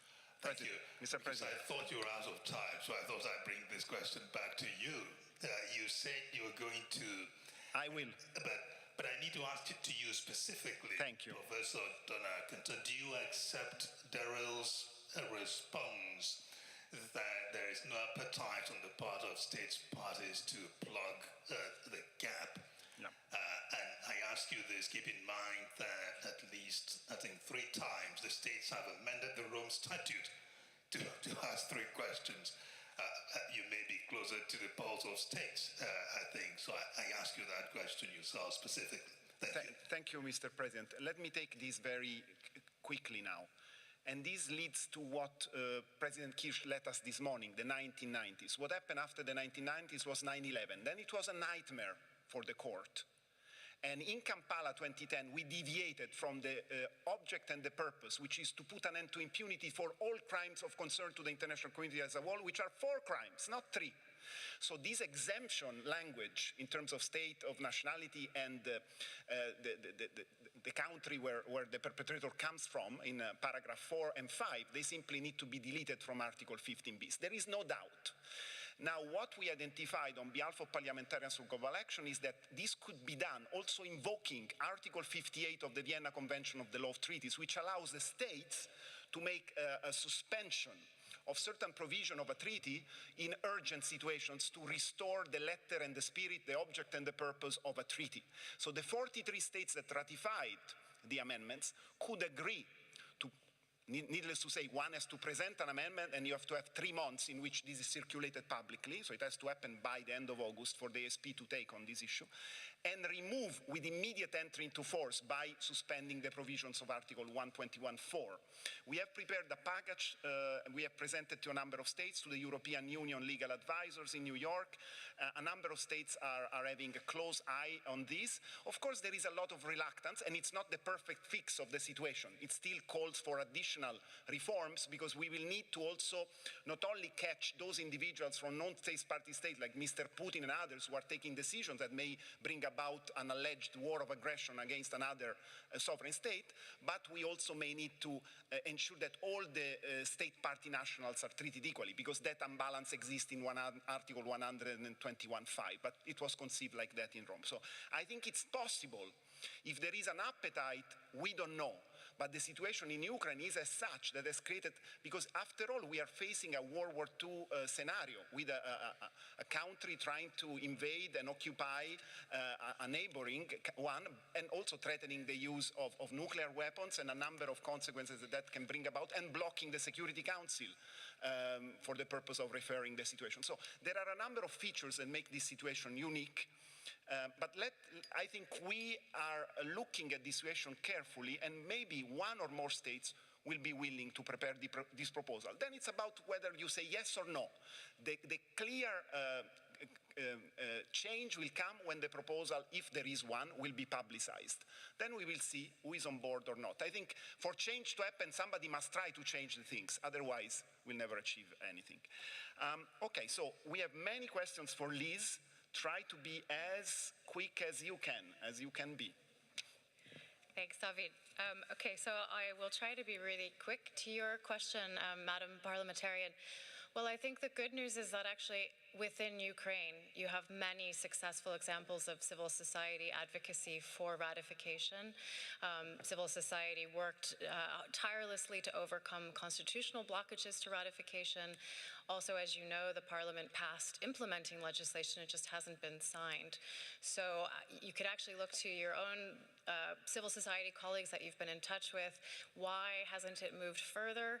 It just shows the difficulty of the struggle, and it could only help to have Ukraine's international partners sparing no effort to encourage Ukraine to join the court right now. To your question, Dov, I absolutely won't be able to do it justice. I think this is a very complicated topic, and I answer this in my personal capacity. Human rights documentation in the age of accountability. Is human rights documentation directed at producing information that could be used as evidence? I think sometimes the answer is absolutely no. It's being produced for many other purposes. I think sometimes it may not be produced for that, but there may be unique evidentiary opportunities that can be made out of NGO-collected information. And what the standards around that would be and when that would be possible, I tend to think it's unique. I tend to think that mostly what we're talking about is information that's provided in order to then spur prosecutors to look and see whether crimes have been committed within the jurisdiction of the court, and then to go out and do their own investigations. But I think the reality is that sometimes there are unique opportunities where NGOs are present or journalists are present, and it's a complicated subject. And I think that also starts to answer your question, sir, from the Special Court for Sierra Leone. And lastly, earmarking, voluntary contributions. How could I forget? Thank you for the question, Sergey. Well, in fact, you wouldn't know it from some of the political statements made around these voluntary contributions, but it actually isn't possible to earmark them to any particular situation. So these voluntary contributions, the gratis personnel, are meant to be put at the disposal of all of the court situations. Absolutely. That said, the perception is, and I think your question testifies to it, the perception is there's been support for a specific situation, and that's why, in addition to voluntary funding not being a sustainable method, and probably our colleagues from the Special Court for Sierra Leone could say how much effort goes into fundraising, it's not sustainable. It leads to these questions of politicization. It's not the best protection for the independence of the court. So it may be appropriate exceptionally, but what we really need is sustainable funding for the court through its regular budgetary processes so it can do its job across all of its work. Yeah, and it should be translated into the regular budget next year. All these voluntary contributions should become part of the overall budget. Professor Muriel, please. Oui, alors s'agissant de la première question.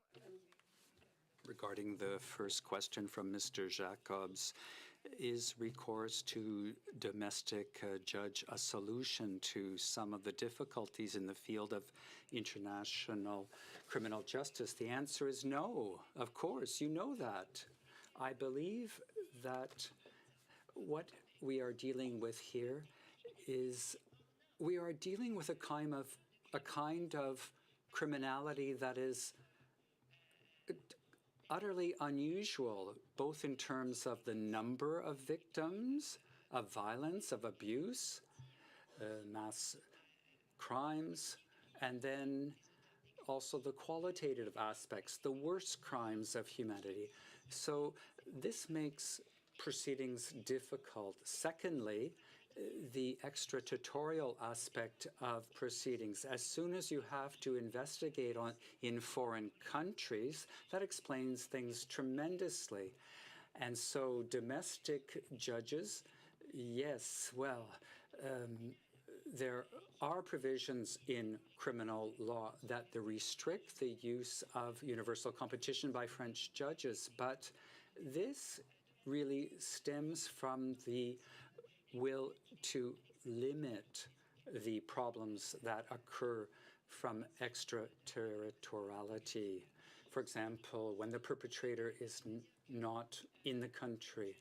So the idea that using domestic judges would solve problems, well, if we build an international criminal system that is multidimensional, founded on multiple stakeholders who cooperate, that means more pressure on the alleged perpetrators, and that will facilitate proceedings. As for the second question, voluntary contributions to the court's budget, will they perhaps lead to international criminal justice being used as an instrument? I think it's difficult to ask states to make voluntary contributions to defined situations on top of their usual contributions. They make these additional contributions based on their own policy, their own interests. We are within a decentralized system of interests. So, of course, we have to consider the sovereignty of nations. There is, you mentioned Ukraine, but this also holds true for contributions to trust fund for victims. Some states make contributions for particular kinds of criminality, for example, sexual violence, or for the kinds of case, for example, Lubanga.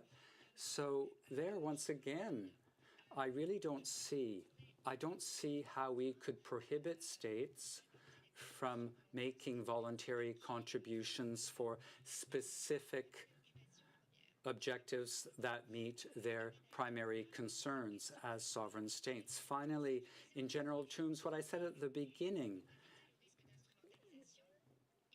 to avoid the risk of the court being used as an instrument, does that mean we do nothing? I don't think so. Thank you very much. Professor Okowa, please, very briefly.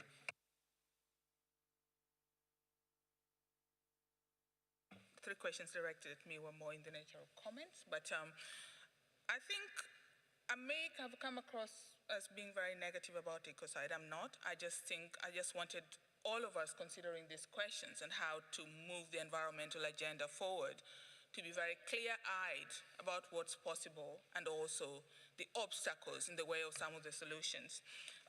Professor Stan's student, who's at the corner, your specific question about, I think there is no doubt that if ecocide or wanton and severe damage to the environment meets the specific requirements of either war crimes or crimes against humanity, it would squarely be within the jurisdiction of the court.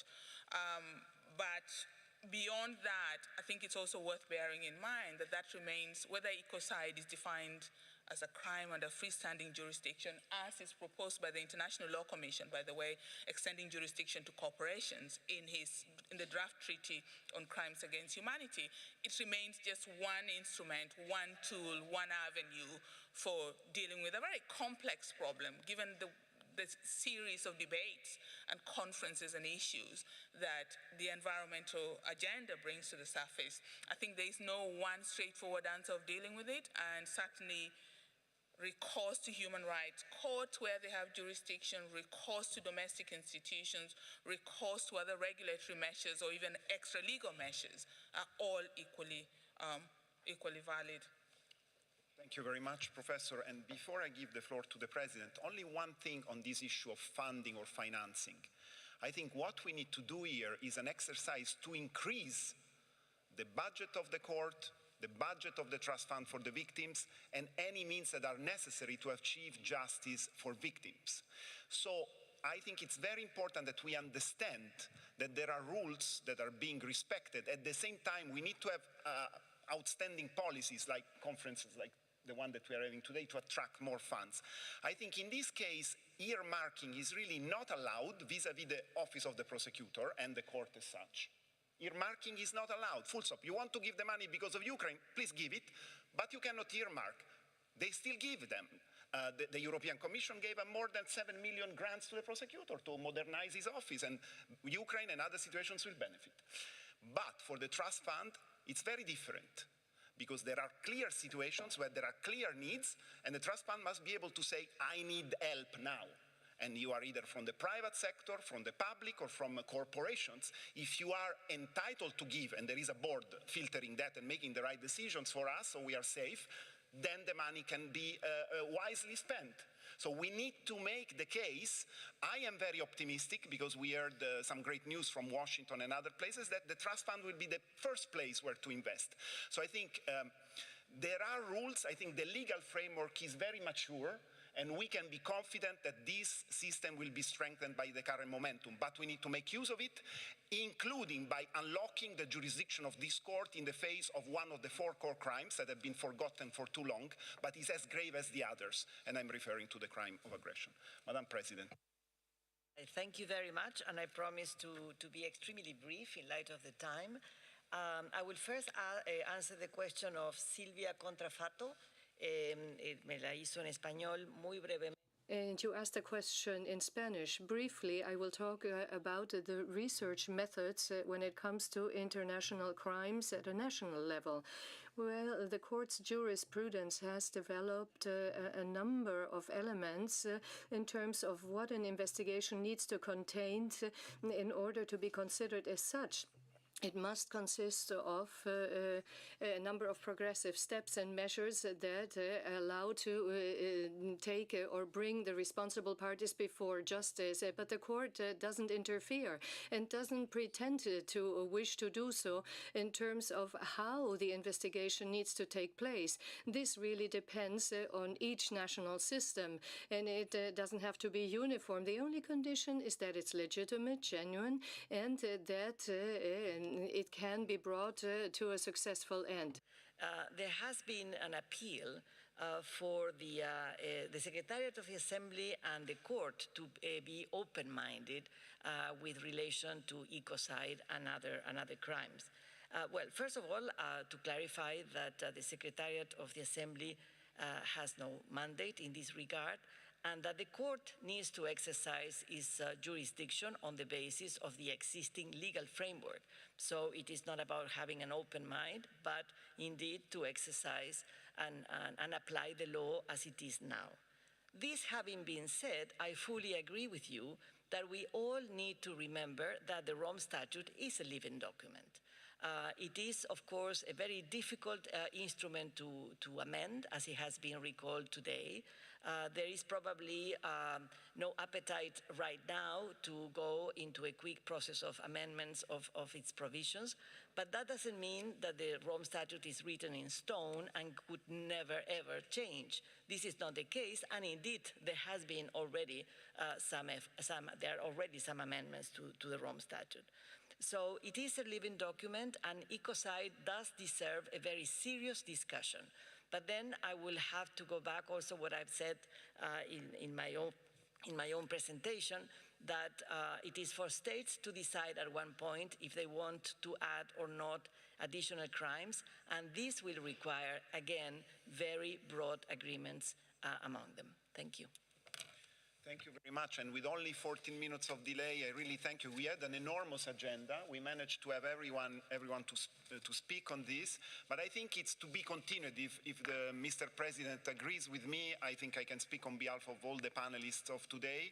But I think it's something to be continued, especially to look into those critical issues that may require further debate, engagement, and we really appreciate your wonderful hospitality, Mr. President. Thank you.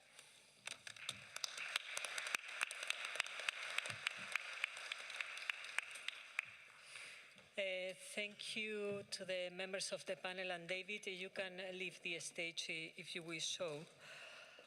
After these interesting reflections and discussions of this third and last panel, the rapporteur, Carson Estan, will summarize for all of us the main points made today. I've seen him the whole day taking notes, surrounded by papers on the floor, so I'm sure that you have taken very good note of everything. I will give you now my place, but before that I'm going to introduce you. Carson Estan is a professor of international criminal law and global justice at the Leiden Law School and Queen's University Belfast, and a former legal officer at the ICC. He's also author and editor of 17 books and over 80 articles in international law and international justice. He has received the Chiardi Prize of the International Society for Military Law and the Law of War, and a multi-year research grant from the Dutch Science Foundation on post-conflict justice and law after conflict. All yours. Thank you so much, Your Excellencies, judges, our audience following us from abroad. I have the pleasure to deliver some of the closing remarks, and I think it's an impossible task, I think, to sum up the richness of our discussions that we've had today. Let me first of all thank the President and the court for engaging and inviting, I think, such a rich community to these discussions. I think this as well speaks, I think, to the spirit of the court. We've heard a lot of inspiring presentations today.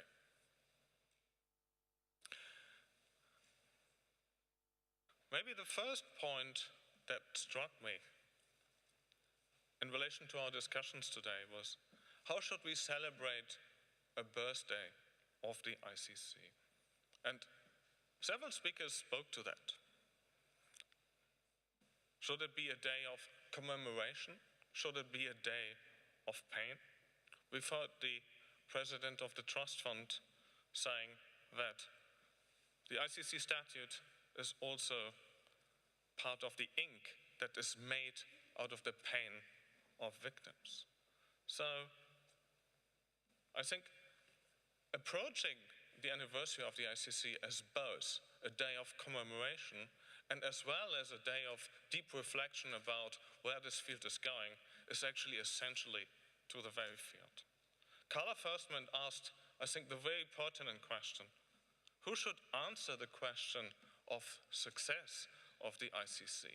Should it be the audience in this room? Should it be the audience following us online? Who is actually the arbiter? You know, who should decide? Who should have a say in this? And I think this message of inclusiveness, which we see, is, I think, very important in relation to approach the 20th anniversary of the ICC from really this multidimensional perspective. President Hofmansky said we shouldn't let the court dominate the discussions. And I think this is in itself, I think, a very important signal about how the court approaches, I think, its own anniversary. Angela Mondukti has shown us all of the criticisms of the court. And I think it's a sign really of progress, and it's a sign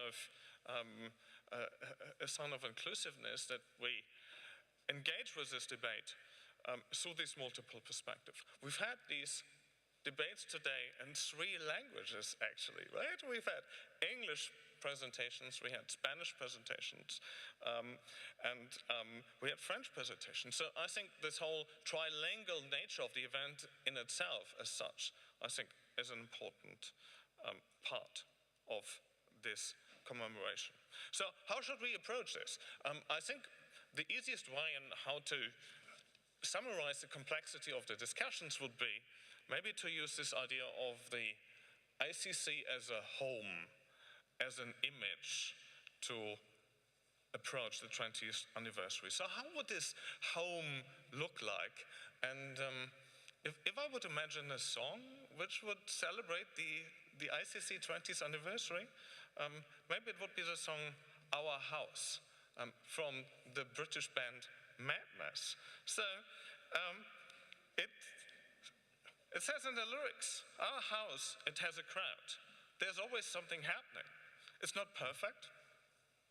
It has come into age, but it feels quite cozy. It's actually quite loud.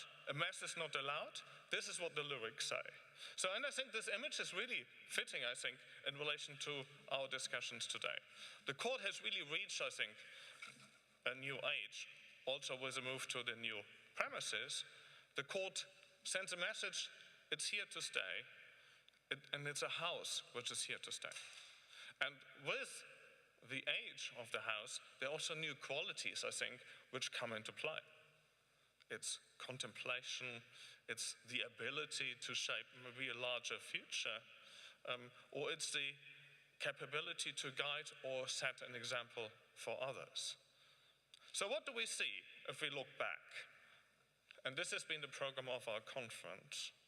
First of all, I think we see a house that is certainly unique, that has trademarks that other international courts and tribunals don't have, that is open, that is in operation.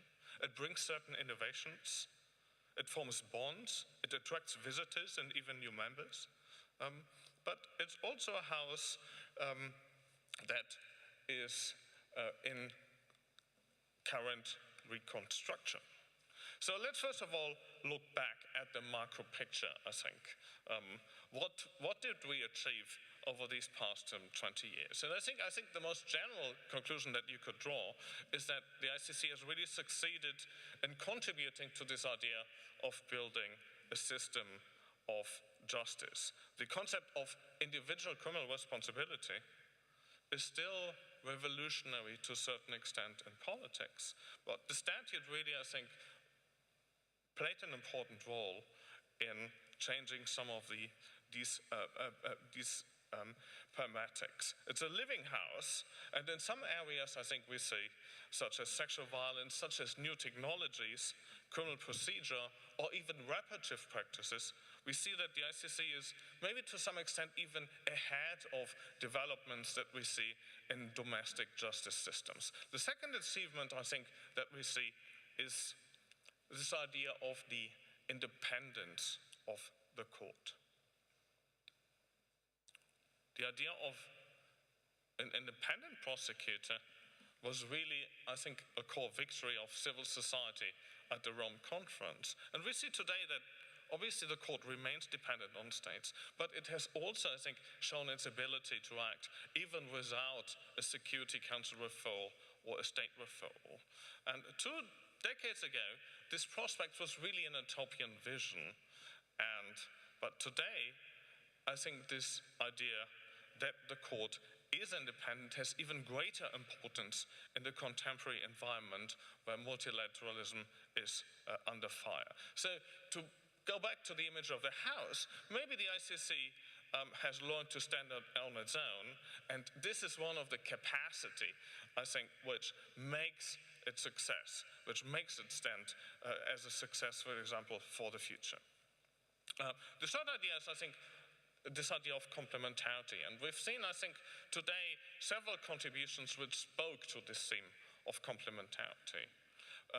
Prosecutor Khan introduced this image of the ICC as an institution to build bridges. He has used the image of the ICC as a hub rather than as a center of activities. And I think this reflects to some extent also the change which we've seen in the context of contemplating complementarity. The ICC embraces a two-way street in relation to complementarity.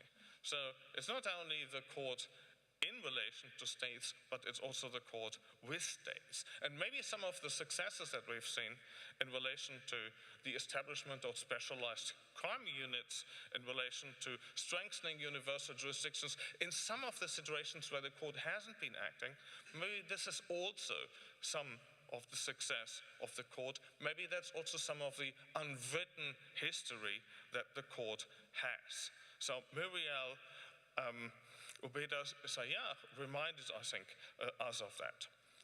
Several of the contributors today have spoken to the idea of cooperation, and cooperation remains a continuous challenge for the court. The registrar has even said challenges of cooperation will be even greater in the future.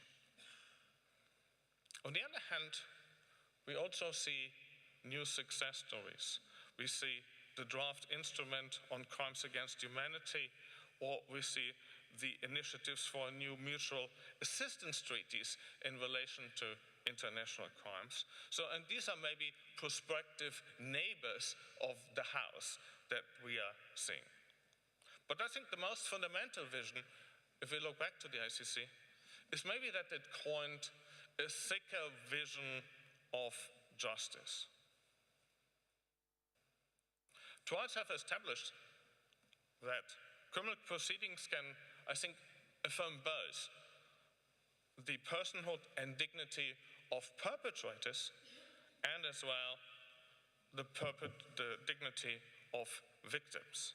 So many aspects, I think, of this are still developing. But this idea that we have a kind of antagonism between defense participation and victim participation in proceedings, that dichotomy is to some extent becoming weaker.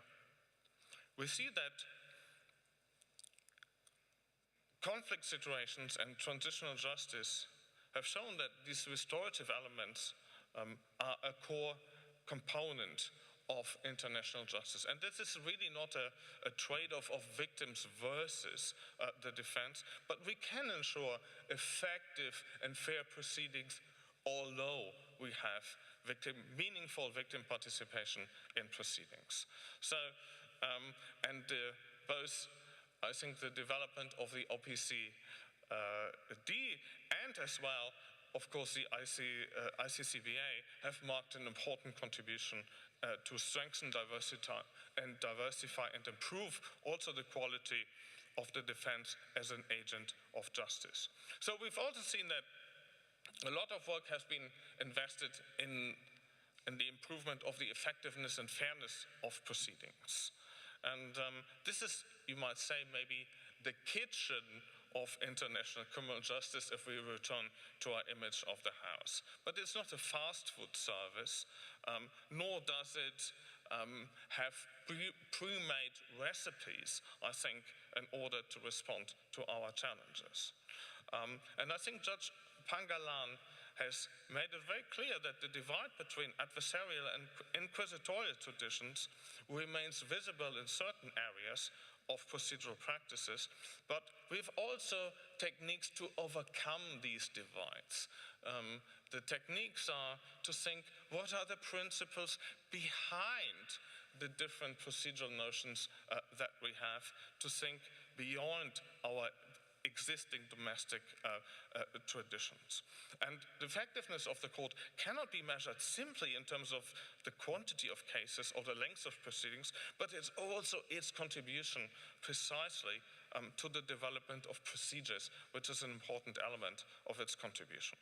The jurisprudence has really emancipated from its predecessors, so the framework was closely maybe pre-sketched by some of the architects of the buildings, but the ICC has really succeeded in building its own contribution and building its own house. Many of the daily struggles of the court remain, I think, behind the scenes.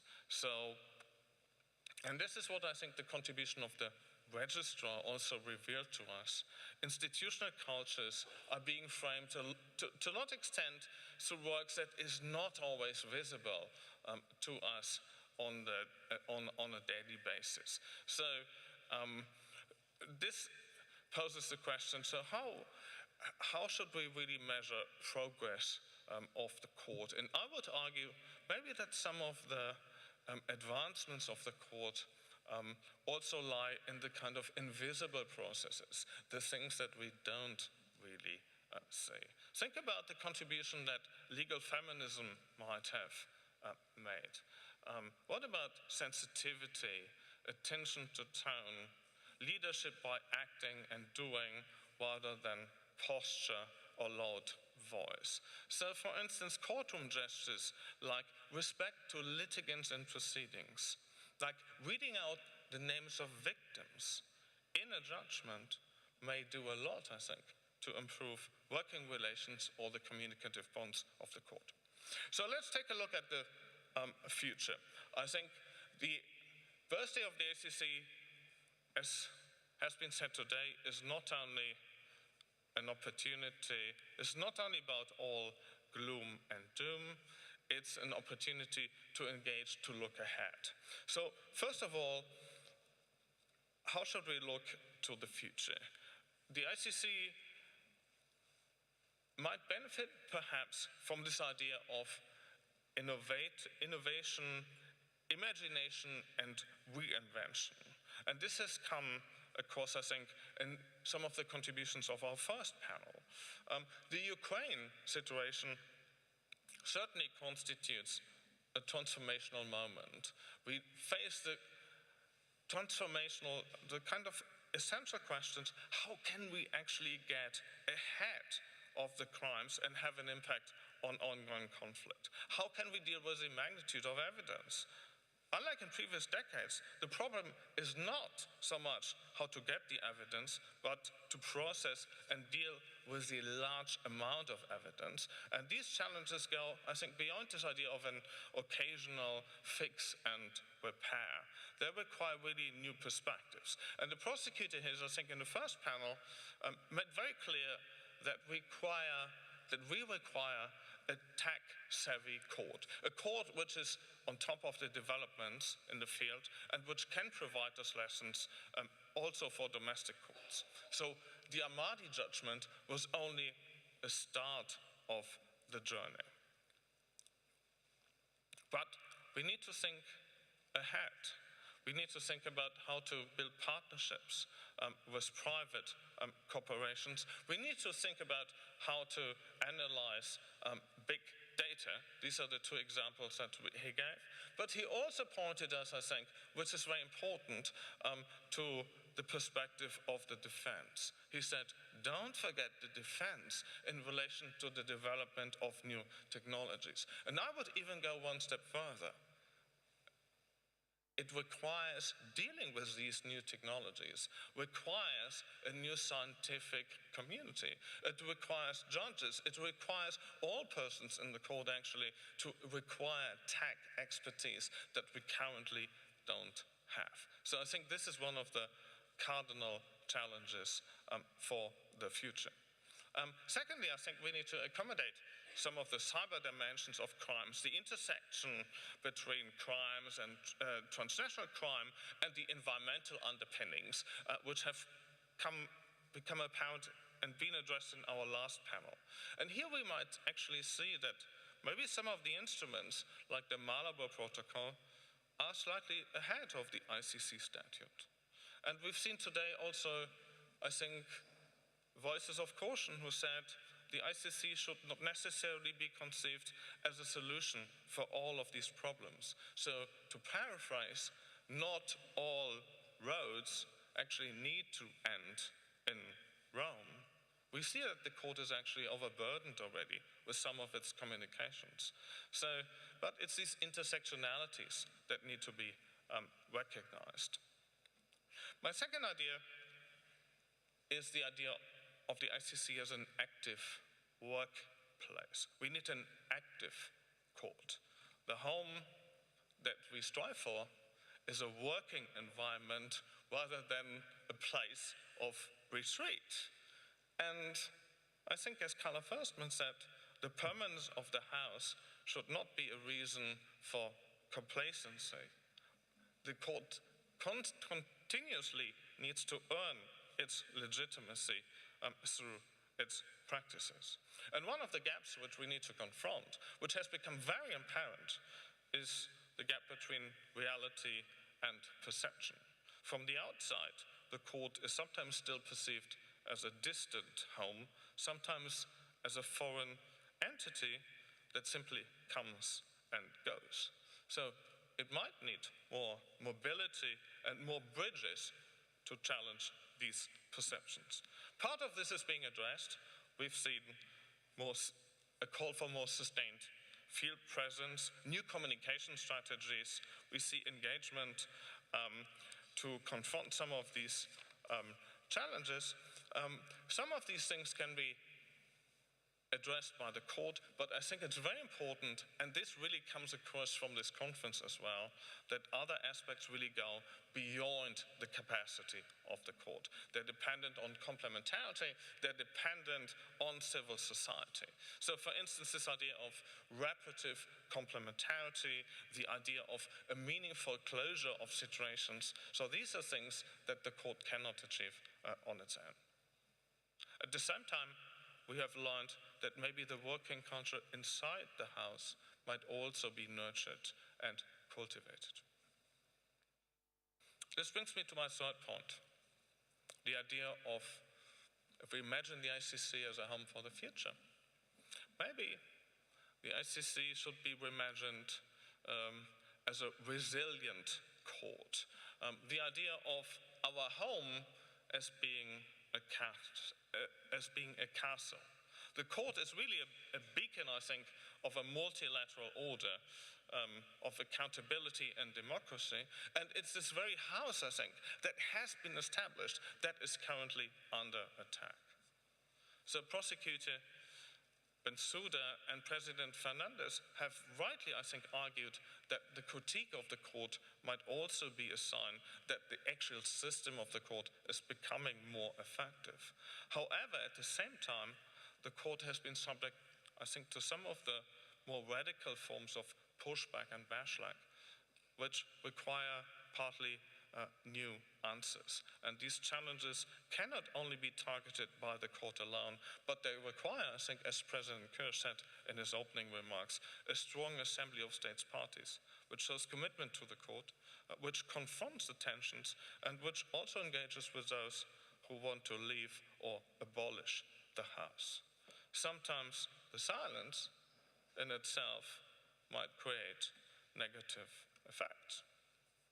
My fourth idea is the one of a pluralist home. If we imagine the ICC, think about it as a home with different wings and chambers. Think about the complexity of the House. It's not only a court which is a unitary entity, but the court, and this has come across, I think, very clearly today, is multiple courts in one.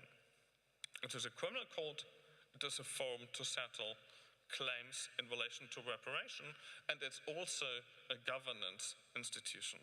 And this requires different types of expertise and different methodologies also to solve disputes. So the vitality and inspiration of this home is really linked also to the diversity of the family members inside. It requires a polyphonic structure rather than a uniform voice. Sometimes external observers or critics tend to overlook this complexity, and the court is often subject to maybe half-truths or incomplete critiques by opponents, I think, as Daryl Robinson has shown us in his presentation. So it's very essential to demystify these false binaries or unsubstantiated critiques, and this has also been done today. My fifth image is the one of an imperfect home. The ICC is a house of productive and sometimes irreconcilable tensions. President Kirsch said it clearly when he said it's part of the nature of the beast. So how do we deal with some of these foundational challenges like selectivity? They will never go away.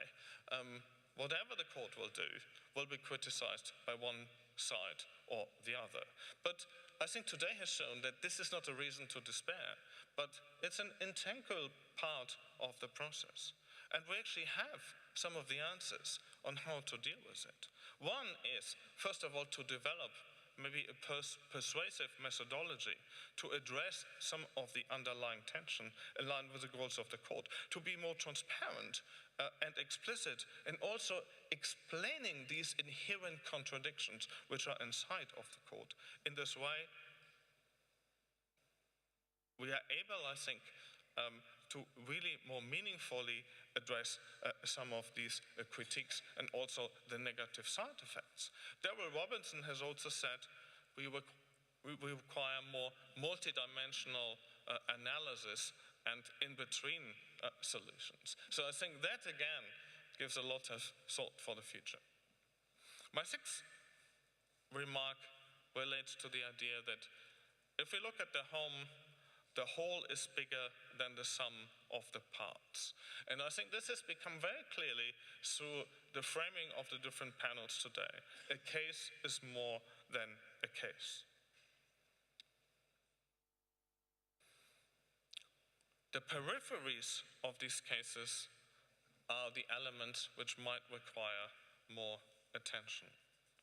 We've seen that ICC cases start with preliminary examinations and investigations. They're there before the case becomes a case.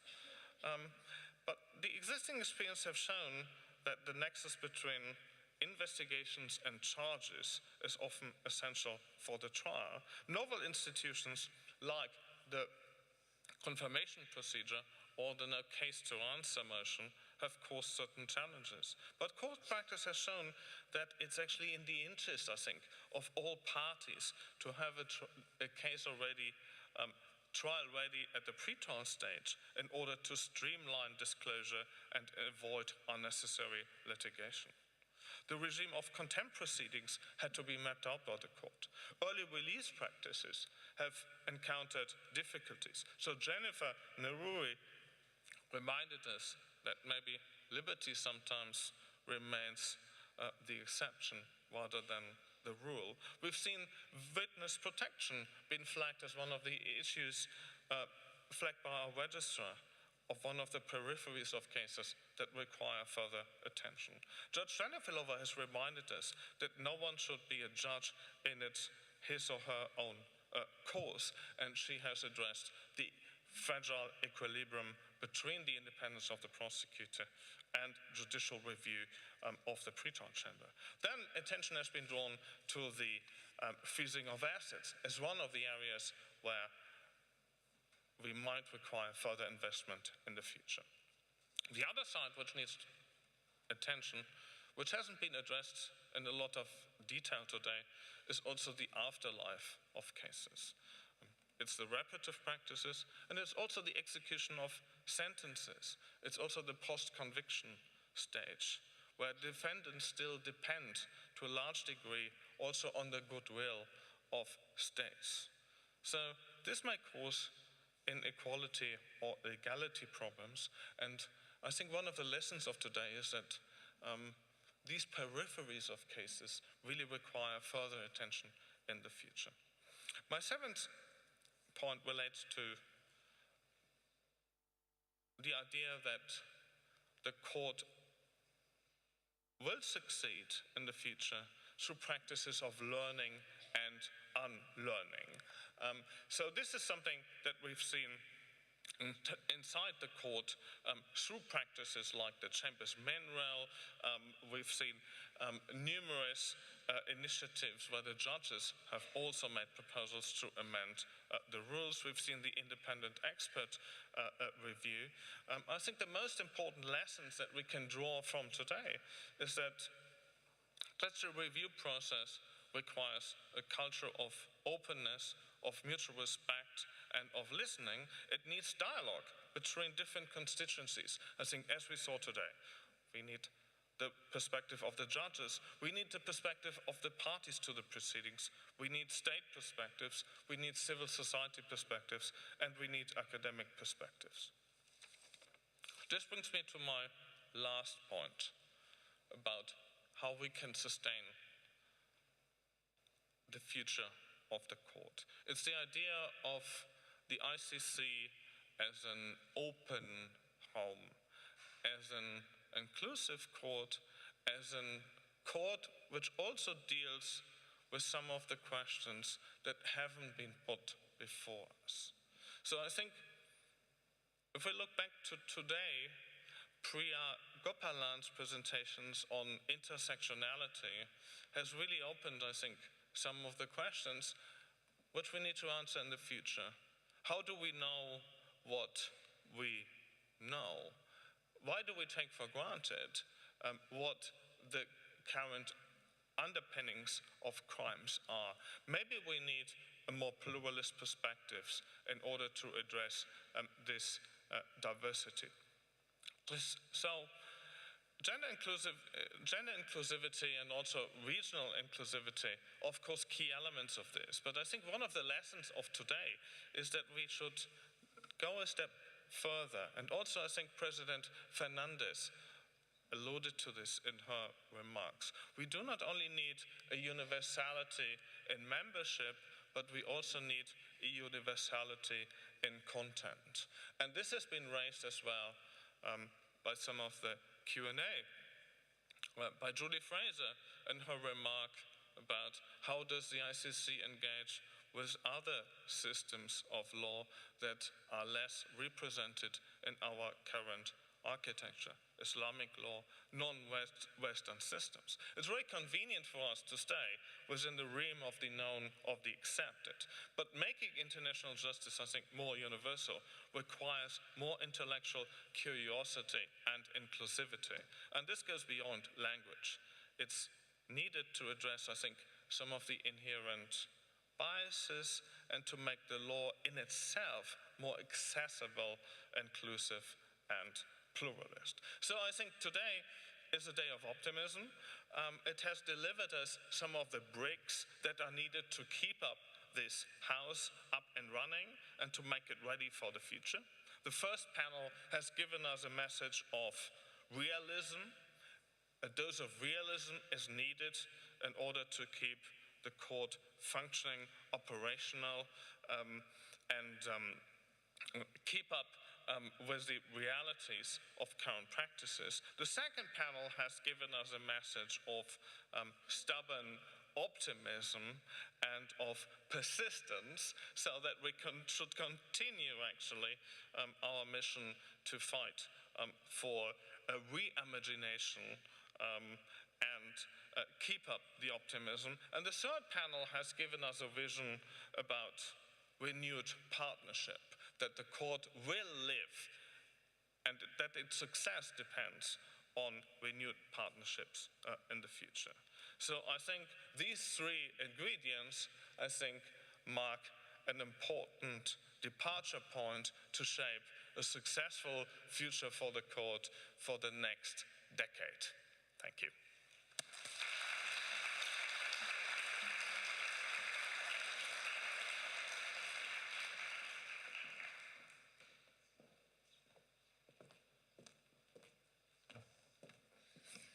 We are close to come to the end.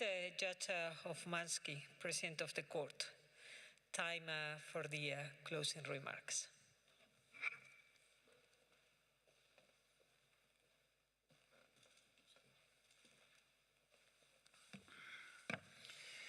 Excellencies, dear colleagues and friends, ladies and gentlemen, we have arrived at the end of an exciting day. I would like to thank once more the European Commission for its generous funding, which made this conference possible. And I also thank the municipality of The Hague and the French Embassy for this financial support. I thank the numerous staff of the ICC who were involved in turning this conference from the idea into the reality. And I thank the interpreters for helping us all better understand each other. I know that it was in some instances challenging, but you did a very good job. Thank you very much.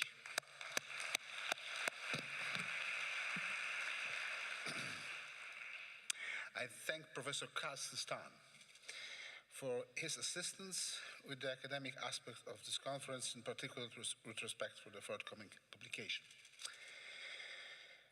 And I thank sincerely all the speakers and moderators for their excellent contributions. We have heard truly insightful presentation and fascinating discussions.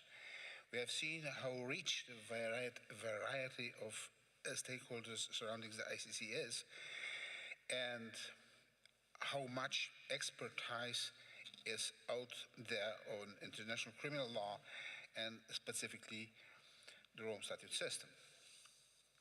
I find it's crucial that we at the ICC embrace the rich intellectual discussions on the court's work. As former President Kirsch said in his keynote speech, the ICC is independent, but it cannot live in a vacuum. We can benefit greatly from the views of experts as we work to enhance the ICC and the Rome Statute system so that we may face the challenges ahead of us in the fight against impunity. Permanence is a key element and strength of the ICC, but that does not mean that the court cannot learn, evolve, and improve over time. I believe strongly in the principle of continuous improvement. As I have said many times, my priority as president of the International Criminal Court is to enhance the court's delivery of justice in every way possible. Because the ICC has truly achieved a great deal, so much more remains to be done. It's humbling to serve an institution which embodies so much hope on behalf of those who have suffered immensely. As an institution that for a long time was not more than either a distant dream, an institution we must not take for granted. Indeed, on this 20th anniversary of the ICC, we should celebrate and cherish the fact that the world has now a permanent, independent international court, which is dedicated to the fight against impunity for genocide, crimes against humanity, war crimes, and the crimes of aggression. We, holding perpetrators accountable, we show that heinous actions have consequences, and we help to deter future crimes. By putting victims at the center of the ICC's work, we show that justice is not only about retribution, but it's also about repairing the harm caused by crimes. By upholding fundamental principle of international law, we try to give a glimmer of hope in the middle of some of humanity's darkness moments.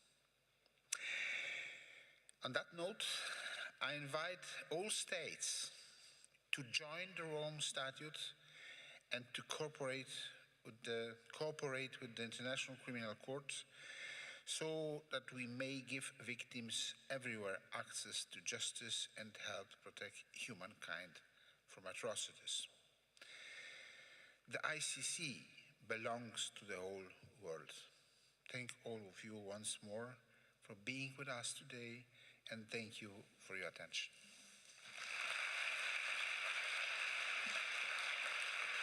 Mr. President, don't leave. And I was thinking that would be nice to invite the three presidents or former presidents of the court that we have still with us, President Kirsch, President Silvia Fernandez, and President Chili Boy, to come up for the last words.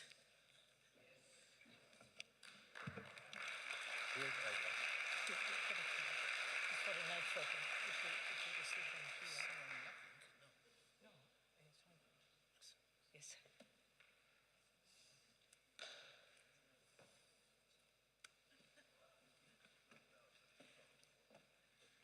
I ask you to come up because we are coming to the end of this conference. If you want to stay there. There. Don't be shy. Yes. Yeah, here in front of, as if you were. Sandra is good for the photo? There. Don't be shy. Yes. Where do we go? Okay. So, we are bringing to an end this conference, marking the 20th anniversary of the entry into force of the Rome Statute of the International Criminal Court. And we have here 4 presidents, 3 former presidents and the current president. Thanks to the interpreters. With their support, we have discussed the court's achievements in its first 2 decades, specific aspects of the ICC current operations, and the areas in need of further development in the international criminal justice system going forward. For the past, for the present, and mainly for the future, I invite you to join me in an enthusiastic applause.